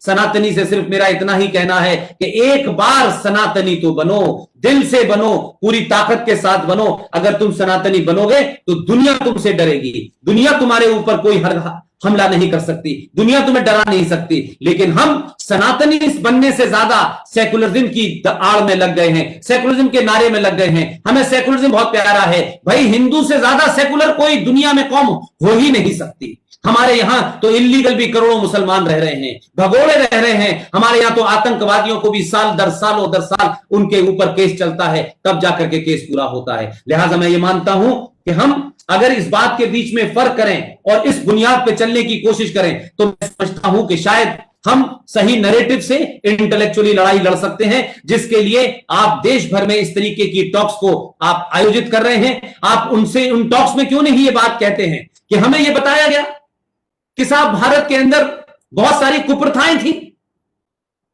ये घूंघट कुप्रथा थी, ये सती कुप्रथा थी, ये बच्चों की शादियां कुप्रथा थी। ये तो हमारे इतिहासकारों ने लिखा, ये तो हमारे देश के लोगों ने लिखा है, 47 के बाद लिखा है। लेकिन वो 47 के बाद लिखने वाले इतिहास में उन्हें बुर्का कभी कुप्रथा नजर नहीं आई, उन्हें निकाह हलाला कभी कुप्रथा नजर नहीं आई। उन्होंने निकाह मुता एक ऐसा प्रोस्टिट्यूशन है जिसे मजहबी तौर पे लीगलाइज किया गया है। 1 घंटे की शादी, 1 हफ्ते की शादी, 1 महीने की शादी, मेहर के नाम पे आपने पैसे दिए, जैसे प्रोस्टिट्यूशन में होता है, आपने प्रोस्टिट्यूशन को रिलीजियसली लीगलाइज कर दिया है। तो ये कुप्रथा नहीं थी। तो क्या हमें ये क्यों नहीं बताया गया कि समाज में ये भी कुप्रथा थी कि बच्चियों से शादी हो जाती थी, 4-4 शादी होती थी, आपस में शादी हो जाती थी, बुर्का पहना जाता था, तलाक करके आप औरत को घर में बाहर निकाल के सड़क पे खड़ा कर देते थे। तो ये कुप्रथा नहीं थी। लेकिन हमें एक तरफा चीजें पढ़ाई गई, लिहाजा हमें यह नहीं बताया गया कि घूंघट कुप्रथा थी तो इसका कारण क्या था। तो यह कुप्रथा नहीं थी, ये वहशी दरिंदे है जिनकी आंखों के अंदर एक खास किस्म का आक्रोश नहीं था, एक खास किस्म की वासना थी। उस वासना से बचाने के लिए हमारी महिलाओं ने घूंघट किया। और सती होना कोई प्रथा नहीं थी। अगर हिंदुओं में होती और सनातन में कोई प्रथा होती सती होना, तो भगवान राम की पिता की 3 पत्नियां थी, उनके जाने के बाद तो एक ने भी सती नहीं हुई। ये सती तो इसलिए होने लगी, ये वैसे दरिंदे इस देश को आया लूटा, लेकिन इन दरिंदों ने उन औरतों का शोषण किया, हरम का हिस्सा बनाया। उससे बचने के लिए उन महिलाओं ने सती होना ज्यादा स्वीकार किया। लिहाजा इन चीजों पर ज्यादा बात होनी चाहिए थी कि भाई ये जो कुप्रथा है तो फिर ये सबके बारे में बात होनी चाहिए, सिर्फ हमारे बारे में क्यों होगी। लिहाजा मैं आपसे सिर्फ यही कहूंगा कि आप तब कुछ करें, सब कुछ करें, सारे प्रकल्प चलाएं, लेकिन सनातनियों को यह समझाएं, अपनी कमजोरियों को दूर करें, अपने अंदर जो बीमारियां बस गई हैं, जो हमारे पूर्वजों ने हमारे अंदर बसाई हैं, वो भी कुछ नहीं कह पाए। लेकिन आज आपके हाथ में एक छोटा सा आला है जो पूरी दुनिया में आप अपनी बात पहुंचा सकते हैं, सच्चाई के साथ कह सकते हैं। आपकी बात को दुनिया सुनेगी। उनके सामने सत्य रखिए और सत्य कहने से डरिए मत। ये मत बताइए कि लाल किले से जब प्रधानमंत्री भाषण देते हैं तो भारत का राष्ट्रीय चैनल खड़े होकर के उसमें एक कमेंट्री करता है। ये सुनते सुनते मेरे कान पक गए कि ये लाल किला है, लाल किले की प्राचीर से भारत के प्रधानमंत्री अभी बोलने वाले हैं। ये मैं कई सालों से सुन रहा हूं, लेकिन मैं सोचता हूं कि इस बात पे कभी चर्चा क्यों नहीं की। और वहां बताया जाएगा ये आर्य समाज मंदिर है, ये मस्जिद है, जामा मस्जिद है, और ये शीशगंज गुरुद्वारा है, और ये हमारे कंपोजिट कल्चर का की चिन्ह है, निशानी है। अरे शीशगंज गुरुद्वारे में कौन सी निशानी है? इस्लामिक जिहादी टेररिस्टों ने जो मुगलों की शक्ल में आए थे, उन्होंने हमारे सनातन के बड़े लड़के का, जिसे आप सिख कहते हैं, उसका शीश काट दिया, इसलिए उसका नाम शीशगंज है। वो शीशगंज गुरुद्वारा कौन सी साझा संस्कृति की विरासत को दिखा रहा है? वो तो हमारे ऊपर होने वाले अत्याचार, हत्याओं की निशानी है। वो किसी भाईचारे का प्रतीक नहीं है। लेकिन हमें झूठ बोलने की आदत है। हम ये बताते नहीं है कि एक मौका आया है तो पूरी दुनिया को बताएं कि गुरुद्वारा शीशगंज क्या है, क्यों है, इसका नाम शीशगंज क्यों रखा गया है। लेकिन ये झूठ बोलने की बीमारी चल रही है। इसलिए मैंने कहा कि सरकारों की अपने कंपल्शंस होते हैं, संविधान की शपथ होती है, वो जो भी कहते हैं मैं कभी उनको क्रिटिसाइज नहीं करता, लेकिन समाज को ये बीमारी क्यों हो गई है कि हम ये बोले झूठ। लिहाजा मैं ये मानता हूं कि सरकार संविधान से चलती है, एक किताब है उसकी, उसमें संशोधन होते रहते हैं। संसद है, संसद बदलती रहती है, उसकी बिल्डिंग सेम रहती है, उसमें वो लोग आते हैं चले जाते हैं, मंत्री बदल जाते हैं, न्यायपालिका का न्यायाधीश बदल जाता है, पुलिस सेना बदल जाती है, आईपीसी की कुछ चीजों में घटा बढ़ा दिया जाता है, सीबीएसई बदल जाती है, आप यूजीसी होती है, विश्वविद्यालय होते हैं, राष्ट्रीय गीत होता है। ये तमाम सारी चीजें ऐसी हैं जिसमें समय समय पे बदलाव होता रहता है, क्योंकि देश किताब से चलता है, लेकिन राष्ट्र आस्थाओं से चलता है, सरोकारों से चलता है, संस्कृति से चलता है, उपासना से चलता है। इसलिए आप किसी से यह तो कह सकते हैं कि जनगण गाइए, ये हमारा सरकारी मामला है, उस पे खड़े होना है, बैठना है, वंदे मातरम गाना है, बैठना है, ये तो सरकारी नियमों के साथ है। लेकिन किसी भी प्रोग्राम में जब आप सरस्वती वंदना करते हैं तो सरस्वती वंदना गाने का संविधान में नहीं लिखा है, दीप जलाने का मामला संविधान में नहीं लिखा है। तो हम हजारों काम वो करते हैं जो 1947 से हजारों साल से होते चले आ रहे हैं। यह संविधान 1947 में बना है। संविधान पलट सकता है, घट सकता है, बढ़ सकता है, लेकिन मेरी और आपकी आस्था जो हजारों साल की है, जो परंपराएं हैं, जो संस्कृति है, वो नहीं बदल सकती। उसमें कोई रद्दोबदल नहीं हो सकता कि कल आपको सरकार की तरफ से यह आदेश आए कि आपको पूजा जो है वो उल्टा मुंह करके पढ़नी है क्योंकि देश में सेकुलरिज्म आपको स्थापित करना है। तो सरकार को सेकुलरिज्म स्थापित करना है तो सरकार के जितने भी इंस्टीट्यूशन है उसमें स्थापित करें। ये मेरी आस्था का मामला है, मैं पूजा कब करूंगा, कैसे करूंगा, लेकिन मेरी पूजा से समाज में किसी को विघ्न नहीं पड़ना चाहिए, मेरी पूजा से समाज में किसी को परेशानी नहीं होनी चाहिए। तो मैं सिर्फ इतना ही ख्याल रखूंगा। और जब ये बात होती है तो सरकार को तय करना पड़ता है कि इस्लाम पहले आया था या लाउड स्पीकर पहले आया था, कुरान शरीफ पहले आया था या लाउड स्पीकर पहले आया था। लिहाजा जो लोग ये कहते हैं कि हमारे कुरान शरीफ में लिखा है कि लाउड स्पीकर पे ही अजान दी जाएगी, तो सवाल जब खड़ा होता है तो क्या होता है, तो लोग डराने लगते हैं। और जब कोर्ट में लोग डरते नहीं हैं और जब आप ऐसी सत्ताओं को बैठा देते हैं कि उनकी तरफ से जो नौकरशाह जाता है वो जब कोर्ट में खड़े होकर के पूछता है कि बताइए कि कुरान शरीफ में कहां लिखा हुआ है कि लाउड स्पीकर पे अजान देनी है, तो वो जो तमाम सारे मक्कार हैं जो आपको डराने के लिए ये सब काम करते हैं वो फिर दाएं बाएं होने लगते हैं और सरकारें आदेश दे देती हैं। लिहाजा आपके देश में, हमारे राष्ट्र के अंदर हर छोटी छोटी लड़ाई को आपको और मुझे लड़ना है। उन आतंकवादी और जिहादी सोच को जो इस देश की व्यवस्था के अंदर बैठ गए हैं, जो इंस्टीट्यूशंस पे बैठ गए हैं, उनके खिलाफ आपको लड़ना है। लिहाजा मैं ये मानता हूं कि जिस तरीके से आपने कई और बातें कही हैं, मैं ये कहता हूं कि आप ये तो बताएं आज की जनरेशन को कि सनातन क्या है। अगर आप ये नहीं बताएंगे तो उसकी समझ में नहीं आएगा। इसलिए जब इस तरीके का नैरेटिव क्रिएट हो जाता है कि कुछ हिंदू लोग जो हैं वैलेंटाइन डे के ऊपर मारपीट करते हैं, तो एक आम हिंदू पूरे देश में यही मैसेज जाता है। इसलिए अपने सरोकारों को समझें, अपनी आस्थाओं को समझें, अपने इतिहास को करेक्ट करें। जब सरकारें आए तो उनके ऊपर दबाव बनाएं और कहें कि जो संविधान में है उसे लागू करें। अगर संविधान में जनसंख्या नियंत्रण के ऊपर आपको आदेश दिया गया है तो उसको लागू करें। अगर संविधान के अंदर यूनिफॉर्म सिविल कोड है तो उसे लागू करें। इसे लागू करने में न किसी का यह ध्यान रखा जाए, न इस बात की चिंता हो कि कौन नाराज होगा और कौन खुश होगा। लिहाजा अगर एक बात जो मैं आखिर में आपसे कहना चाहता हूं वो इसलिए कि मुझे लगता है कि आपने जो टॉपिक रखा है अखंड भारत, ये उससे मिलती जुलती हुई मेरी बात है।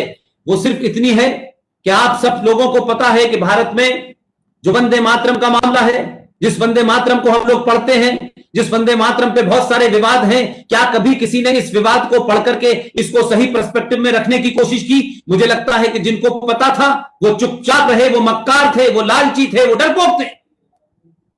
इसलिए उन्होंने भी उस बात को देश के सामने सच नहीं कहा। मैं आज आप सबसे विनती करता हूं, हिंदू जागरण मंच के तमाम पदाधिकारियों से, देश विदेश में जो लोग सुन रहे हैं, सारे युवाओं से कह रहा हूं कि आज का दौर आ गया है। आप तथ्यों पे बात करेंगे तो दुनिया में आपकी बात को कोई काट नहीं सकता, चाहे आपकी बात कितनी खराब हो। यह किताब है, इस किताब को देखें। इस किताब का नाम है कला संगम खंड 1। इसको लिखने वाले हैं अजय देश पांडे, बेहतरीन इंसान हैं, नागपुर में रहते हैं। इस किताब के अंदर आप सब जानते हैं मैं संगीत का शायद बहुत ज्यादा शौकीन नहीं हूं। जब ये किताब मुझे दे रहे थे वो तब भी मैंने उनसे कहा कि इतनी महंगी किताब आप मुझे क्यों दे रहे हैं, लेकिन क्योंकि मैं वहां उनके इनॉग्रेशन में मौजूद था उन्होंने किताब दी। लेकिन आज मैं इस बात का खुश हूं कि ये किताब उन्होंने दे के मेरे ऊपर बड़ा परोपकार किया। मैं इसलिए कहना चाहता हूं कि हर चीज में अगर आप निगाह डालें और आपकी सोच वो हो और आपकी निगाह वो हो तो आपको अपने मतलब की चीज मिल जाएगी। आप सब जानते हैं कि वंदे मातरम के ऊपर एक विवाद यह हुआ, मुस्लिम लीग का जिना ने यह विवाद उठाया और जो मक्कार मौलाना आजाद था जो कांग्रेस के अंदर जिना सोच का घुसा हुआ था, उसने कहा कि देखिए साहब मुसलमान बड़े नाराज हो रहे वंदे मातरम पढ़ने से क्योंकि इसमें हिंदू देवी देवताओं का वर्णन है और उससे उनकी जो भावना है वो बड़ी आहत हो रही है।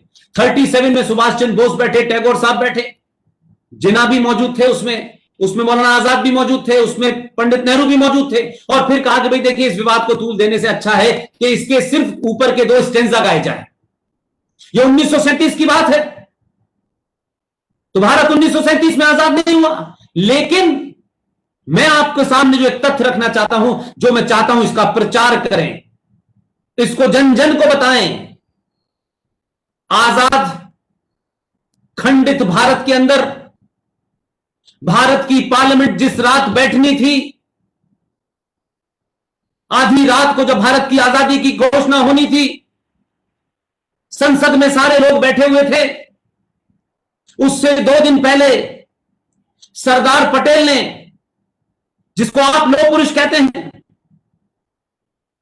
उस लौह पुरुष ने भारत के एक सबसे बड़े संगीतज्ञ को टेलीग्राम भेजा, और टेलीग्राम में उनसे कहा कि आपको दिल्ली आना है और वंदे मातरम गाना है।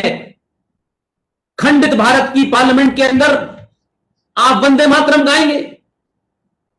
और उस वक्त के इतने बड़े शास्त्रीय संगीत के महान योद्धा, उन्होंने पलट के जो टेलीग्राम का जवाब दिया वो देखने लायक और सुनने लायक है। डॉक्टर साहब, उन साहब ने कहा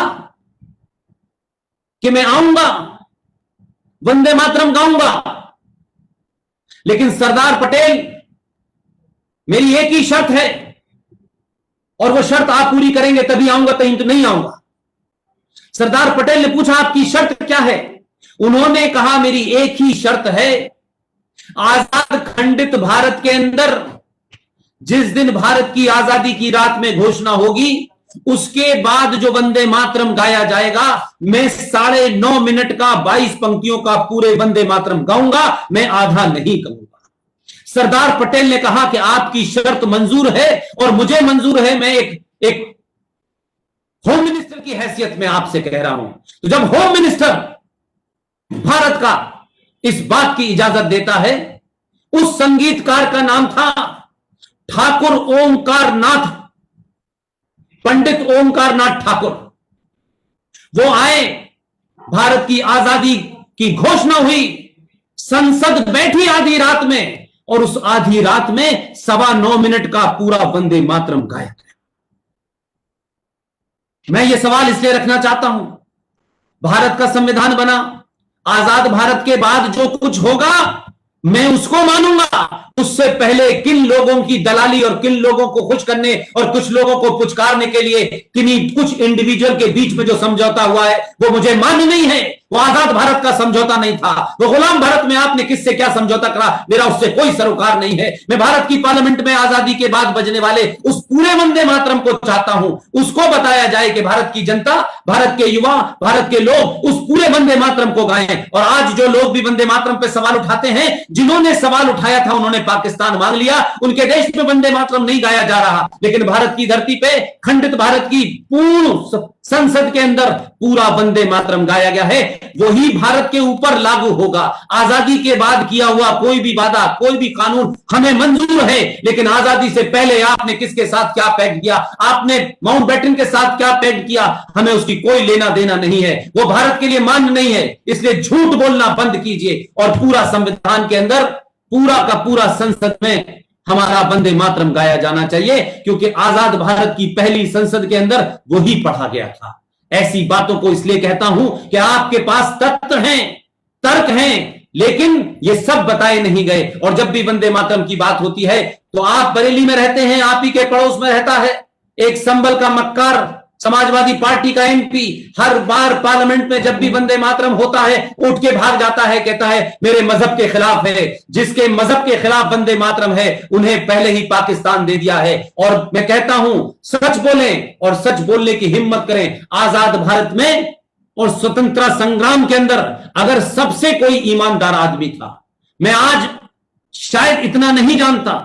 जब मैंने ये बोलना शुरू किया, तब जब मैंने अपनी रिसर्च की तो डॉक्टर साहब तब मुझे पता चला इस देश में सच्चे और बहादुर लोगों को दबाया गया, उनको साइडलाइन कर दिया गया, उनके बारे में मिस इंफॉर्मेशन दी गई, उनके बारे में डिस इंफॉर्मेशन दी गई, झूठ फैलाया गया। आजाद भारत का अगर सबसे ईमानदार, दो टूक एकदम साफ बिना लाग लपेट के बात कहने वाला कोई आदमी था तो उसका नाम था डॉक्टर भीमराव अंबेडकर। भीमराव अंबेडकर को जिस तरह राजनीतिक तौर पे इस्तेमाल किया जा रहा है, कुछ महाराष्ट्र में मैंने देखा है इनके वारिस के नाम पे क्या क्या कर रहे हैं। इनकी किताब पढ़ लीजिए, थॉट ऑन पाकिस्तान, इनकी किताब पढ़ लीजिए, पाकिस्तान और पार्टीशन ऑफ इंडिया, इसमें सारे नंबरिंग है। इस आदमी ने कहा जब देश का विभाजन मजहब के नाम हुआ तो भारत में हिंदू मुसलमान कैसे रोका, किसने रोका, वो भी उतना ही जिम्मेदार है। इन्होंने लिखा, इनका कहना है, इन्होंने मुझसे ज्यादा स्टडी की है, दुनिया के बड़े विद्वान हैं, इन्होंने लिखा इस्लाम एक ऐसा मजहब है जो किसी राष्ट्र की प्रभुसत्ता को स्वीकार तब तक नहीं करता जब तक वो सत्ता पे नहीं होता। इस्लाम एक ऐसा बंद कमरे का मजहब है जो दूसरों के लिए कोई जगह नहीं छोड़ता। यह भीमराव अंबेडकर का कहना है, लेकिन इस भीमराव अंबेडकर को शाहीन बाग पे बैठने वाले अपने सर पे लेकर के घूम रहे हैं। हमें संविधान चाहिए। अगर हमारे सनातनियों को इस किताब में एक एक पेज है, पेज नंबर 121, 123, 24, 295, 96, 97, 99 सब पढ़ डालें आप, कुछ छुपा हुआ नहीं है डॉक्टर साहब। लेकिन जिन लोगों को बताना चाहिए था उन्होंने बताया नहीं, वो अपने दूसरे कामों में लगे हुए हैं। इसलिए जब अभी कुछ दिन पहले 15 अगस्त गुजरी है, ये इंग्लैंड के संविधान का फ्रंट पेज है और इस पेज पे लिखा हुआ है इंडियन इंडिपेंडेंस एक्ट 1947। इसके अंदर 15 अगस्त 1947 को आजादी जैसा कोई शब्द नहीं लिखा गया है। इसमें साफ साफ लिखा है an act to make provision for the setting of India of 2 independent dominion status to substitute other provision of certain provision of the Government of India Act 1935 which apply outside those dominion and to provide for other matter consequential on or connected with the setting up of a those dominion state। इसके अंदर कहां लिखा है कि भारत 15 अगस्त 1947 को आजाद हुआ? क्यों ये झूठ बोला जाता है और क्यों हमारे यहां ऐसे गाने बनाए जाते हैं कि हमें आजादी मिली थी? अरे मिलता तो भीख में है, आजादी ली जाती है, छीन के ली जाती है। आजादी जो लेते हैं वो समझते हैं जो कुछ मिलता है वो दान में मिलता है, वो भीख में मिलता है। हमारे पूरे पुरुषार्थ को समाप्त करने के लिए पिछले 70 सालों में हमें कहा हमें आजादी मिली, हमें आजादी मिली, हमें आजादी मिली। हमने ये कभी नहीं कहा कि हमने आजादी ली। लेने और मिलने में इस नैरेटिव में बड़ा फर्क होता है। इसलिए आपके यहां अगर कोई जश्न मनना चाहिए, भारत की आजादी की कोई डेट होनी चाहिए। ठीक है कि आपकी प्रभुसत्ता नहीं थी, लेकिन आपने उस पूरी सत्ता को चैलेंज दिया। आपने करेंसी जारी की, आपने अपना बैंक जारी कर दिया, आपने डाक टिकट जारी कर दिया। अगर इस देश की आजादी की कोई डेट हो सकती है तो सिर्फ 21 अक्टूबर 1943 हो सकती है, जब भारत के सबसे बड़े उस नेता ने अंग्रेजी सरकार के खिलाफ विद्रोह कर दिया। इंडियन नेशनल आर्मी के 26,000 सैनिक मारे गए और अंग्रेजी सेनाओं के बीच में म्यूटनी होने का डर हो गया। उनको डर सताने लगा कि अब वर्ल्ड वॉर 2 के बाद अब वो उसको बचा नहीं पाएंगे। लिहाजा अंग्रेजों को जाना था ही, लेकिन जाते जाते वो अपने ऐसे अंग्रेजों को बिठा गए, ऐसे अंग्रेजों को बिठा के गए। ये किस्सा मैं आपके सामने इसलिए रखना चाहता हूं कि हम सब लोगों ने बहुत सारी चीजें नहीं पढ़ी। भारत की संसद में बहस चल रही थी, जयप्रकाश नारायण ने जन आंदोलन किया, किसी सत्ता से उनकी कोई नाराजगी थी, किसी सत्ता लोकतंत्र द्वारा चुने किसी तानाशाह के खिलाफ वो थे। उनका राजनीतिक उस आंदोलन से मेरा कोई सरोकार नहीं है, लेकिन मुझे अपनी बात कहने के लिए डॉक्टर साहब इसे रेफरेंस में लाना पड़ रहा है। हम सब जानते हैं बलिया से थोड़े दूर से सिताब दियारा नाम की एक जगह से एक पुरुष निकला जिसका नाम था जयप्रकाश नारायण। जयप्रकाश नारायण ने पूरे देश के अंदर तानाशाह के खिलाफ एक आंदोलन किया। वो आंदोलन चला। मुझे याद है, मैं स्कूल में उस जमाने यूनिवर्सिटी में पढ़ता नहीं था, स्कूल में पढ़ता था। तब उस जमाने उनके मरने की 2 बार गलत खबर चलाई गई ऑल इंडिया रेडियो से। 2 बार गलत खबर चलाई गई उनके बारे में, मुझे आज भी याद है। लेकिन एक समय जब उनका देहांत हो गया तो भारत की पार्लियामेंट के अंदर यह किस्सा मुझे इसलिए बताना पड़ रहा है कि यह बात शायद मेरे बुजुर्गों को बतानी चाहिए थी। जब उनकी मृत्यु हो गई तो भारत की पार्लियामेंट के अंदर बहुत सारे लोग खड़े हुए और उन्होंने कहा कि जयप्रकाश नारायण को श्रद्धांजलि देनी चाहिए। तो कुछ अति उत्साही लोग जिनकी गद्दी चली गई थी, उन्होंने कहा कि जयप्रकाश नारायण तो भारत की संसद के सदस्य नहीं है, उन्हें कैसे हम श्रद्धांजलि दे सकते हैं। कोई नहीं बोला, क्या कारण थे मुझे नहीं पता, मुझे कोई डिबेट में नहीं मिला। डॉक्टर साहब एक कांग्रेसी जो जवाहरलाल नेहरू के प्राइम मिनिस्टर ऑफिस में काम करते थे, बाद में इंदिरा गांधी के नजदीक रहे, इंदिरा गांधी के साथ रहे, पाकिस्तान में भारत के हाई कमिश्नर रहे, आज भी कांग्रेसी हैं, जीवित हैं, उन्होंने किताब लिखी। इसलिए मैंने कहा कि अपनी लिखी हुई किताबों से ज्यादा दूसरों की पढ़ने की जरूरत है। उस शख्स का नाम है कुंवर नटवर सिंह और उनकी किताब है one life is not enough. उस किताब के पेज नंबर 40 के आखिरी पैराग्राफ में जाइए। जब वो मैंने पैराग्राफ पढ़ा डॉक्टर साहब, मैं उससे आगे थोड़ी देर के लिए 2 मिनट के लिए शॉक हो गया और ये सोचने पर मजबूर हुआ कि मुझसे बड़े मेरे बुजुर्गों ने ये सवाल मुझसे पहले क्यों नहीं उठाया। और वो किताब भी मैंने 2 साल से खरीदी हुई थी, कभी पढ़ी नहीं मैंने, लेकिन एक लेक्चर देने जाना था, रास्ते में मैंने जहाज में बैठ के उसको पढ़ना शुरू किया। 40वें पन्ने में पहुंचने के बाद मैंने किताब बंद कर दी। मैं आपके सामने ये तथ्य इसलिए रखना चाहता हूं कि जब जयप्रकाश नारायण की मृत्यु हुई तो पार्लियामेंट में सवाल खड़ा किया गया कि वो तो सदस्य नहीं है, इसलिए श्रद्धांजलि नहीं दी जा सकती। मुझे नहीं पता लोग क्यों मौन थे, क्या कारण थे। नटवर सिंह ने अपनी किताब one life is not enough के पेज नंबर 40 के आखिरी पैराग्राफ में एक बात लिखी है। उस बात में कुछ हंसने की हो सकती है, लेकिन वो बात को लाना मेरा मकसद नहीं है। जो उसमें छुपा हुआ फिगर है वो बताना है। उन्होंने लिखा है Nehru was fallen in love with Edwina Mountbatten. This is not my point, it's just a reference, because paragraph इसी से ओपन हो रहा है। और फिर उन्होंने लिखा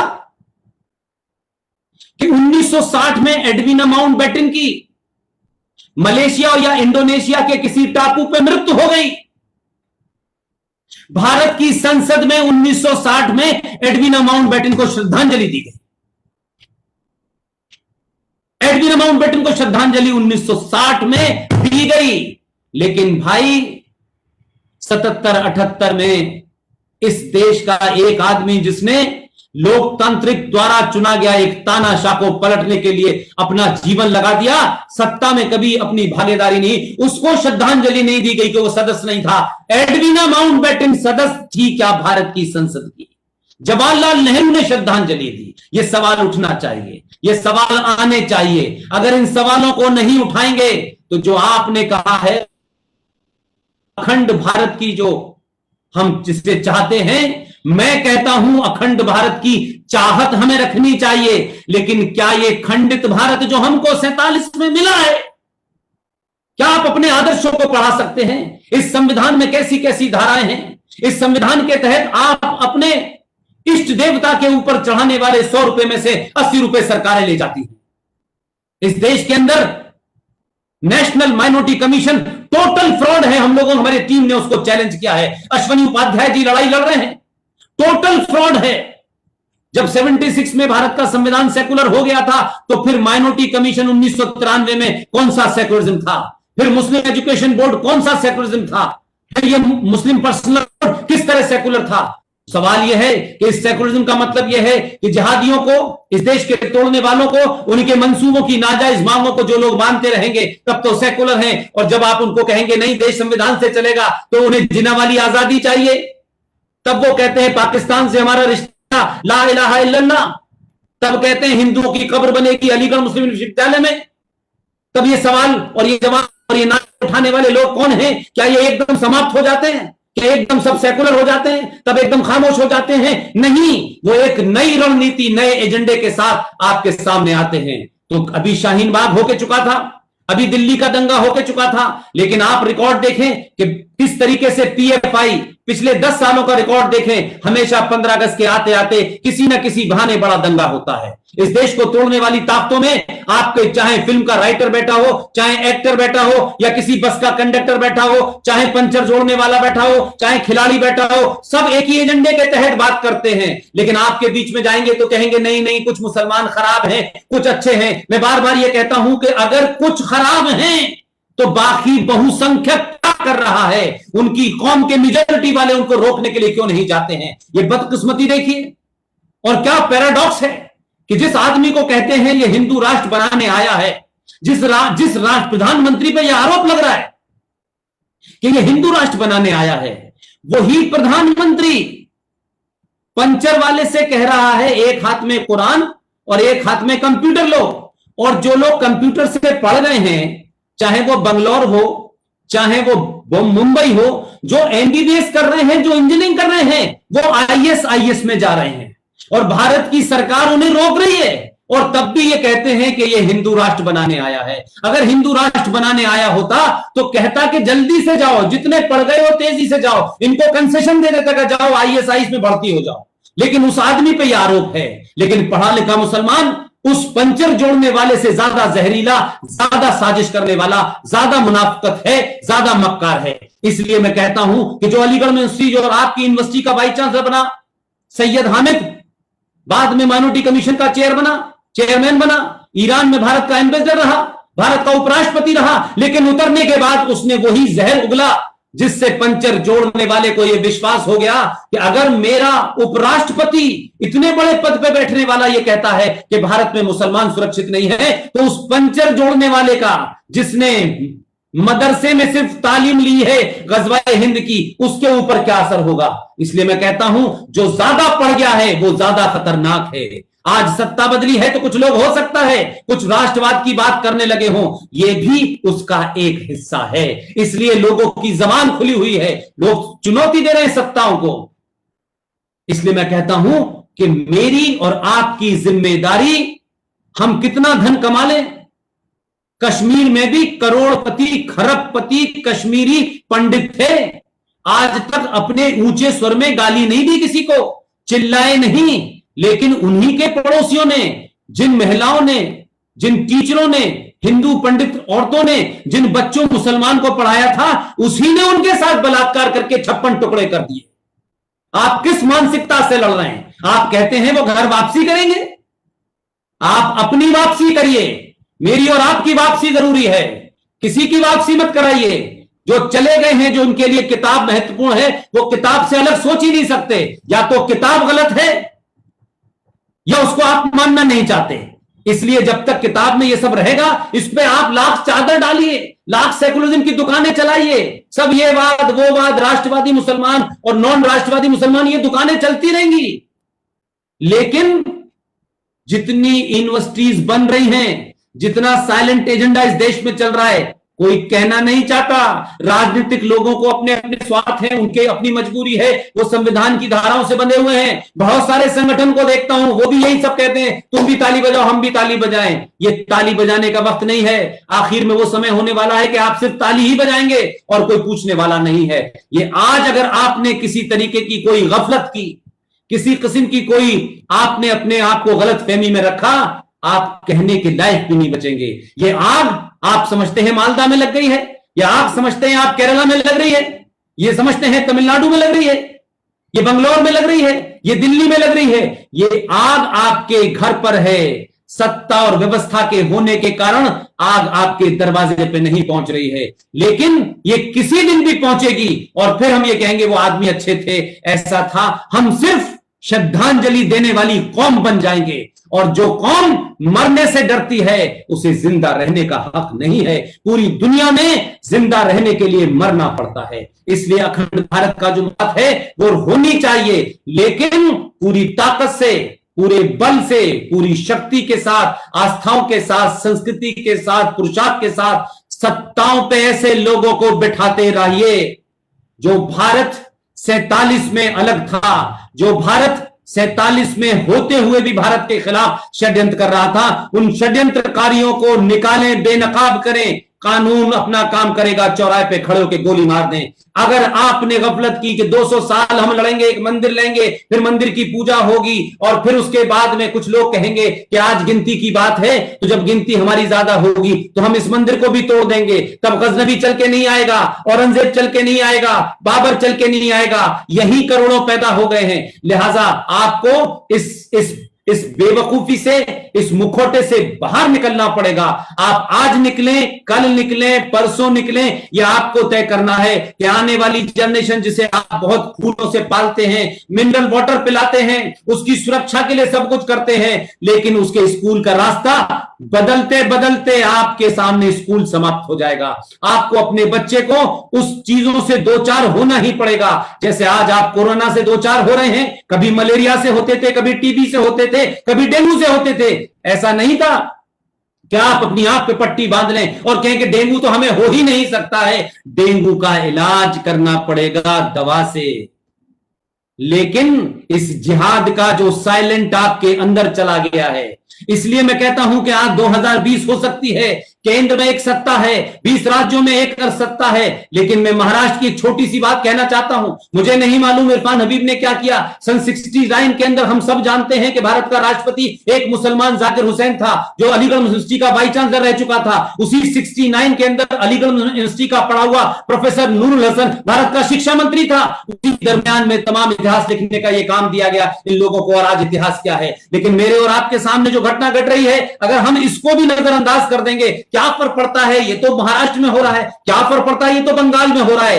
बंगाल और महाराष्ट्र की चिंता जिन्होंने नहीं की, वो ये ध्यान रखें कि कश्मीर में जो कुछ हुआ था और जो कुछ हो रहा था, कश्मीर से ही गजवाए हिंद का रास्ता था। कश्मीर से ही आने वाला आतंकवादी पटना के गांधी मैदान में बम धमाका कर रहा था, कोयम्बटूर में बम धमाका कर रहा था, हनुमान मंदिर में कर रहा था, बनारस में कर रहा था, मथुरा में कर रहा था, रघुनाथ मंदिर में कर रहा था। ये धमाके किस लिए हो रहे थे? क्या भारत से कोई डिमांड पूरी करनी थी? ये उसी गजवाए हिंद का रास्ता थे। 370-35 पे नहीं हटी, ये गजवाए हिंद आने का रास्ता बंद हो गया है। इसलिए लोगों के बहुत पेट में दर्द है। इसलिए अब लोग लश्कर तैयबा और जैश मोहम्मद का नाम सेकुलर करना चाहते हैं, और कश्मीर में नई एक मक्कारों की दुकान बनी है, रेजिस्टेंस फ्रंट। यानी जो काम कल आप मोहम्मद के नाम से कर रहे थे, अल्लाह के नाम से कर रहे थे, उसे अब आपने सेकुलराइज करके कहा अब हम रेजिस्टेंस फ्रंट इसका नाम रखेंगे। लिहाजा चाहे वो मूसा हो, चाहे वो खालिद हो, चाहे उमर अब्दुल्ला हो, ये तमाम मानसिक रूप पे भयानक जिहादी हैं। आप इनको वैसे ही ट्रीट करें। आप बहुत जल्दी ढोलक बजाने लगते हैं, आप बड़ी जल्दी चादर चढ़ाने जाने लगते हैं, तो आपने तो चादर दिल्ली के अंदर उस मक्कार के ऊपर भी चढ़ाई है। हजारों हिंदू आज भी अपना सर पटकने जाते हैं, जिसका नाम है, जो शाह वलीउल्लाह की कब्र बनी हुई है। लेकिन लोग जानते नहीं है कि शाह वलीउल्लाह कौन था। ये शाह वलीउल्लाह वही था जिसने अहमद शाह अब्दाली को पत्र लिख करके बुलाया था कि भारत के अंदर इस्लाम खतरे में है, आप आइए और हमला कीजिए। और आज आपके सामने, मेरे सामने तो बहुत सारी ऐसी घटनाएं हो रही हैं कि हम अपने पास्ट को जान सकते हैं। दिल्ली स्टेट माइनॉरिटी कमीशन का चेयरमैन जफर इस्लाम आधुनिक भारत में 2020 में इस्लामिक कंट्रीज को चिट्ठी लिखता है। यहां पर इस्लामोफोबिया क्रिएट किया जा रहा है। आप भारत को सबक सिखाइए। ये आज का वलीउल्लाह है, ये आज के इस्लामिक देशों को चिट्ठी लिख रहा है। जो शाह वलीउल्लाह ने किया अहमद शाह अब्दाली को बुला करके, वही आज और मेरे सामने हो रहा है। लेकिन शायद हम कहते हैं नहीं नहीं, इससे कोई फर्क नहीं पड़ता। हम गलत फहमी में हैं। फौज, सेना, हथियार देश की रक्षा नहीं करते। यूएसएसआर दुनिया में बड़ा ताकतवर देश था, हजारों न्यूक्लियर बम थे, वो मिलिट्री पावर था, लेकिन एक ही झटके में 27 देश बढ़ गए, क्योंकि समाज एकत्र नहीं था। इसलिए राष्ट्र को बचाने के लिए सरकारों पर निर्भर मत रहिए। सरकार की अपना एक मैंडेट है, वो फौज क्या करेगी, कौन सा हेलीकॉप्टर होगा, वो सब उसे करने दीजिए। लेकिन अगर समाज अंदर से खोखला, डरपोक और कमजोर हो गया, लालची और स्वार्थी हो गया, तो दुनिया की कोई ताकत इस खंडित भारत को भी नहीं बचा सकती। लिहाजा हम तमाम सारे लोगों का सिर्फ एक ही कहना है, न कोई हथियार खरीदे, न हथियार की बात करे। लेकिन जब ये बात करते हैं हम कि भारत हिंदू राष्ट्र होना चाहिए, तो मुझे बड़ा अच्छा तो लगता है। लेकिन ये सवाल मैं पूछता हूं कि हिंदू राष्ट्र बनाने की चाह रखने वाले तमाम हमारे भाई बहन कभी ये सोचे कि हम हिंदू हैं? हम कितने हिंदू हैं, पहले ये तो तय करें। हम हिंदू हैं तो हम ब्राह्मण हैं, हम हिंदू हैं तो बनिया हैं, हम हिंदू हैं तो कायस हैं, ठाकुर हैं, यादव हैं, दलित हैं, हम ये सब हैं, लेकिन हिंदू नहीं हैं। सवाल यह है कि जिस दिन भी आप सनातनी एक हो जाएंगे, तो आपको किसी को मारने की जरूरत नहीं होगी। आपका तेज इतना ताकतवर होगा, आपके चेहरे की सच्चाई इतनी ताकतवर होगी, आपके तर्कों में इतनी गतिशील होगी कि दुनिया का कोई आदमी आपके सामने, और बोले डरे हुए लोग, बलात्कारी लुटेरे, वो आप पे राज कर रहे हैं, वो आपको धमका रहे हैं, गली गली धमका रहे हैं। आप उनको बताइए कि तुम्हारे पूर्वजों ने डर के मारे तलवार के जोर पे शलवार पहनी थी, तुमने जजिया देने के लिए अपना मजहब बदला था। आज फारूक अब्दुल्ला के बारे में जाके पता करिए, 1722 में उसके पूर्वज का नाम राघो राम है। आज इकबाल जिसने तराना लिखा है, जिसने मिल्ली तराना लिखा है, जो पाकिस्तान का कौमी शायर है, उसके पूर्वज सपरू थे। तो जब आप धर्म से मजहब में आएंगे तो फिर आपको एक देश भी चाहिए। तो कुल मिलाकर के आखिर में मैं आप सबसे एक ही बात कहता हूं कि आप ये माने कि धर्म समुंदर है और मजहब नाली के बराबर है, इससे ज्यादा उसमें कुछ नहीं है। और जब नालियों का पानी बाहर नहीं निकलता है, उसमें थॉट प्रोसेस होता है, वो जब बाहर नहीं निकलता है तो सड़ान आने लगती है। आज जो लोग 1400 साल पहले टेंट से निकले थे, पूरी दुनिया में गंदगी फैला रहे हैं। कोई कहां रामलाल श्यामलाल, आरएसएस, बीजेपी, हिंदू परिषद, हिंदू जागरण मंच लेबनान में नहीं है, सीरिया में नहीं है, इराक में नहीं है, ईरान में नहीं है, कुवैत में नहीं है, लेकिन वहां एक दूसरे को मार रहे हैं, एक दूसरे को बर्दाश्त नहीं कर रहे हैं। वो शिया को मार रहा है, वो अहमदिया को मार रहा है। ये पाकिस्तान जो बना था शियाओं का, आज शियाओं को वहां मारना वाजिब है, अहमदियाओं को मारना वाजिब है। आप सबको शरण दें, लेकिन पहले इस देश में दुनिया के किसी भी सताए हुए सनातनी हिंदू को शरण मिलेगी, क्योंकि ये उसका स्वाभाविक मुल्क है, ये उसकी अपनी जमीन है। इसको दिलाने के लिए 1000 कानून बनाने पड़े, इसको बनाने के लिए हजारों साल तक हमें इसी सरकार को रखना पड़े, हम रखेंगे। और जो लोग झोला उठा के जाकर के जाने की बात करते हैं, मेरी उनसे भी विनती है, आप आए अपनी मर्जी से हैं, न झोला ले जाने देंगे न जाने देंगे, जब तक आपसे वो तमाम कार्य हम न करवा लें जिससे सनातन ये देश हजारों साल की परंपराओं को प्राप्त न कर ले। आपको झोला उठा करके जाने नहीं दिया जाएगा। आप आए हैं, जाएंगे हमारी मर्जी से, और हम जाने नहीं देंगे। आप सबने मुझे अपनी बात कहने का मौका दिया। मैं अपनी बात जिन तर्कों के साथ कहता हूं उसमें किसी का मतभेद हो सकता है, लेकिन हर किताब, हर रेफरेंस मेरे पास मौजूद है। जब भी कोई बात हो, डॉक्टर साहब वहां मौजूद हैं। इनकी बात 2 कारणों से माननी पड़ेगी। एक तो इन्होंने बरेली जैसे शहर में, जहां बहुत बड़ा है, एक आगरा है और उसके बाद वहां बहुत बड़ा है, ऐसे शहर में रहते हुए एक तो वहां बड़ा पागल खाना है, फिर कुछ खुले पागल घूम रहे हैं, उसमें इन्होंने मुझे बुलाने की कोशिश की और मुझे बुलाया। तो एक तो ये उस वजह से बहादुर आदमी है, दूसरा ये है कि जिस विद्यालय से पढ़ के आए हैं उसके सीनियर हैं, लिहाजा इनकी बात मैं मानता हूं। डॉक्टर साहब, अशोक भाई और तमाम वो लोग जिनका मैंने नाम लिया है, उन सबको बहुत बहुत धन्यवाद, बहुत बहुत शुक्रिया। इस मशाल को जिंदा रखिए। 10-15 लोग दीवाने हैं इस देश में, 10-15 लोग अपनी बात कह रहे हैं, उनकी बातों को सुने। मुझसे बेहतर कहने वाले, मुझसे अच्छा कहने वाले, मुझसे ज्यादा ज्ञानी मौजूद हैं। ये मशाल जलाते रहिए। ये 12 साल का बच्चा, ये 13 साल का बच्चा, ये 14 साल का बच्चा जो मैगी खाता है, मोमोज खाता है, लेकिन इससे बड़ा राष्ट्रवादी मैंने देखा नहीं है, क्योंकि इसके पास झूठ का पुलंदा इसकी पीठ पे नहीं रखा है। ये देखता है, बात को 2/2 में तकसीम करके समाप्त कर देता है। ये अगर मगर, ऐसा होगा वैसा होगा, हम ऐसे थे वैसे थे, ये नहीं मानता। इस युवा को सत्तू पिलाना है तो मैगी में मिला के पिला दीजिए। अगर मैगी में मिला के सत्तू पिला देंगे तो ये जल्दी पी लेगा, ताकतवर बनेगा, अपनी बात भी कहेगा और इसके हाथ में देश भी सुरक्षित रहेगा। आप सबका बहुत बहुत धन्यवाद। Thank you very much. मैं माननीय पुष्पेंद्र कुलश्रेष्ठ जी का बहुत बहुत धन्यवाद व आभार प्रकट करता हूं कि उन्होंने जो तथ्यों के साथ और जो वो प्रखर अपनी बात को सच्चाई के साथ रखते हैं हम युवाओं के बीच में, यही उनकी सबसे बड़ी एक खासियत है कि भारत के अंदर जो सबसे ज्यादा चेतना, जन जागरण का काम भाई साहब तथ्यों के साथ कर रहे हैं। और जिन पुस्तकों का, जिन विवरणों का, तथ्यों का वो उन्होंने उद्बोधन में हम लोगों के सामने उद्बोधन रखा, उस उद्बोधन पर लगातार हिंदू जागरण मंच और बहुत सारे संगठन उनके उद्बोधनों को लेकर भी कार्य कर रहा है, उस पर रिसर्च कर रहा है। तो भारत के अंदर भाई साहब ने जैसा बताया कि इस समय युवा की चेतना इतनी जग चुकी है, जो प्रखर राष्ट्रवादी सरकारें इन तथ्यों को हटाने का काम करेंगी, इन गलत पुस्तकों में से इन आयतों को हटाने का काम करेंगी। इसके लिए हिंदू जागरण मंच में निरंतर कार्यरत है, पिछले 1 वर्ष से लगातार इस विषय पर भी संगठन काम कर रहा है। तो मैं आखिर में अपने बीच में जो डॉक्टर प्रमेंद्र महेश्वरी जी हैं, जो आयोग के उत्तर प्रदेश सरकार में सदस्य हैं, भाई साहब से निवेदन करूंगा कि वो आखिर में अपना धन्यवाद हम लोगों के बीच में अपना धन्यवाद वचन प्रस्तुत करें। डॉक्टर साहब से निवेदन रहेगा।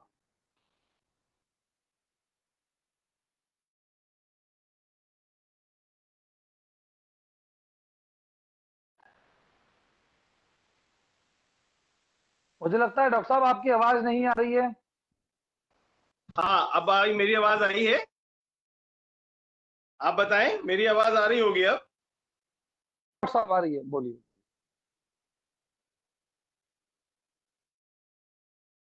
सवाल इस वक्त है कि हिंदू जागरण मंच प्रांत ने एक इतना बड़ा इनिशिएटिव लिया और हम लोगों ने कोशिश की थी कि आदरणीय पुष्पेंद्र कुलश्रेष्ठ जी, मैं उनको आधुनिक भारत का विवेकानंद मानता हूँ। विवेकानंद ने जिस प्रकार पूरी दुनिया में घूमते घूमते हिंदुत्व को एक सॉलिडारिटी प्रदान की थी, हिंदुत्व को एक इमेज प्रदान की थी और पूरी दुनिया के सामने रखा था कि हिंदुत्व या सनातन क्या है, उसी प्रकार आज के इस आधुनिक काल में हमारे ये आधुनिक विवेकानंद पुष्पेंद्र कुलश्रेष्ठ जी बिना किसी डर के, बिना किसी स्वार्थ के, बिना किसी फायदे के आज पूरे देश में हिंदुत्व की अलख जगा रहे हैं, हिंदुत्व के युवाओं को जागरूक कर रहे हैं, वो भी किसी फैंस, वो भी सिर्फ और सिर्फ तथ्यों पर, स्टैटिस्टिक्स के साथ किताबों की बात कहते हैं, अपनी बात नहीं कहते हैं। मित्रों, हम सबका वो एक बहुत बड़ा सौभाग्य है और पुष्पेंद्र जी, आपको आज हजारों लाखों लोगों ने देखा, करीब 4000 शेयर आपके आज इस वीडियो के हुए हैं, जो पूरी दुनिया में, पूरी ग्लोबली सब जगह पहुंच चुके हैं। मैं उम्मीद करता हूं आज के इस लाइव प्रसारण का हिंदू समाज पर एक बहुत पॉजिटिव इम्पैक्ट पड़ेगा। और जैसा कि आपने कहा भी कि, और मैं आपकी बात को सेकंड कर रहा हूं कि कमजोर होते हैं वो लोग जो शिकवे शिकायत करते हैं, कमजोर होते हैं वो लोग जो शिकवे शिकायत करते हैं, उगने वाले तो पत्थर का सीना चीर कर उठते हैं। निश्चित रूप से आपने जो ये अलख जगाई है, ये हम लोगों को कहीं ना कहीं एक इंसाइट करेगी, एक एनर्जी देगी और हम लोग हिंदुत्व की अलख जगाने के लिए और इस खंडित भारत को दोबारा से अखंड भारत में परिवर्तित करने के लिए कार्यरत होंगे। आप सभी लोगों का बहुत बहुत धन्यवाद, बहुत बहुत शुक्रिया।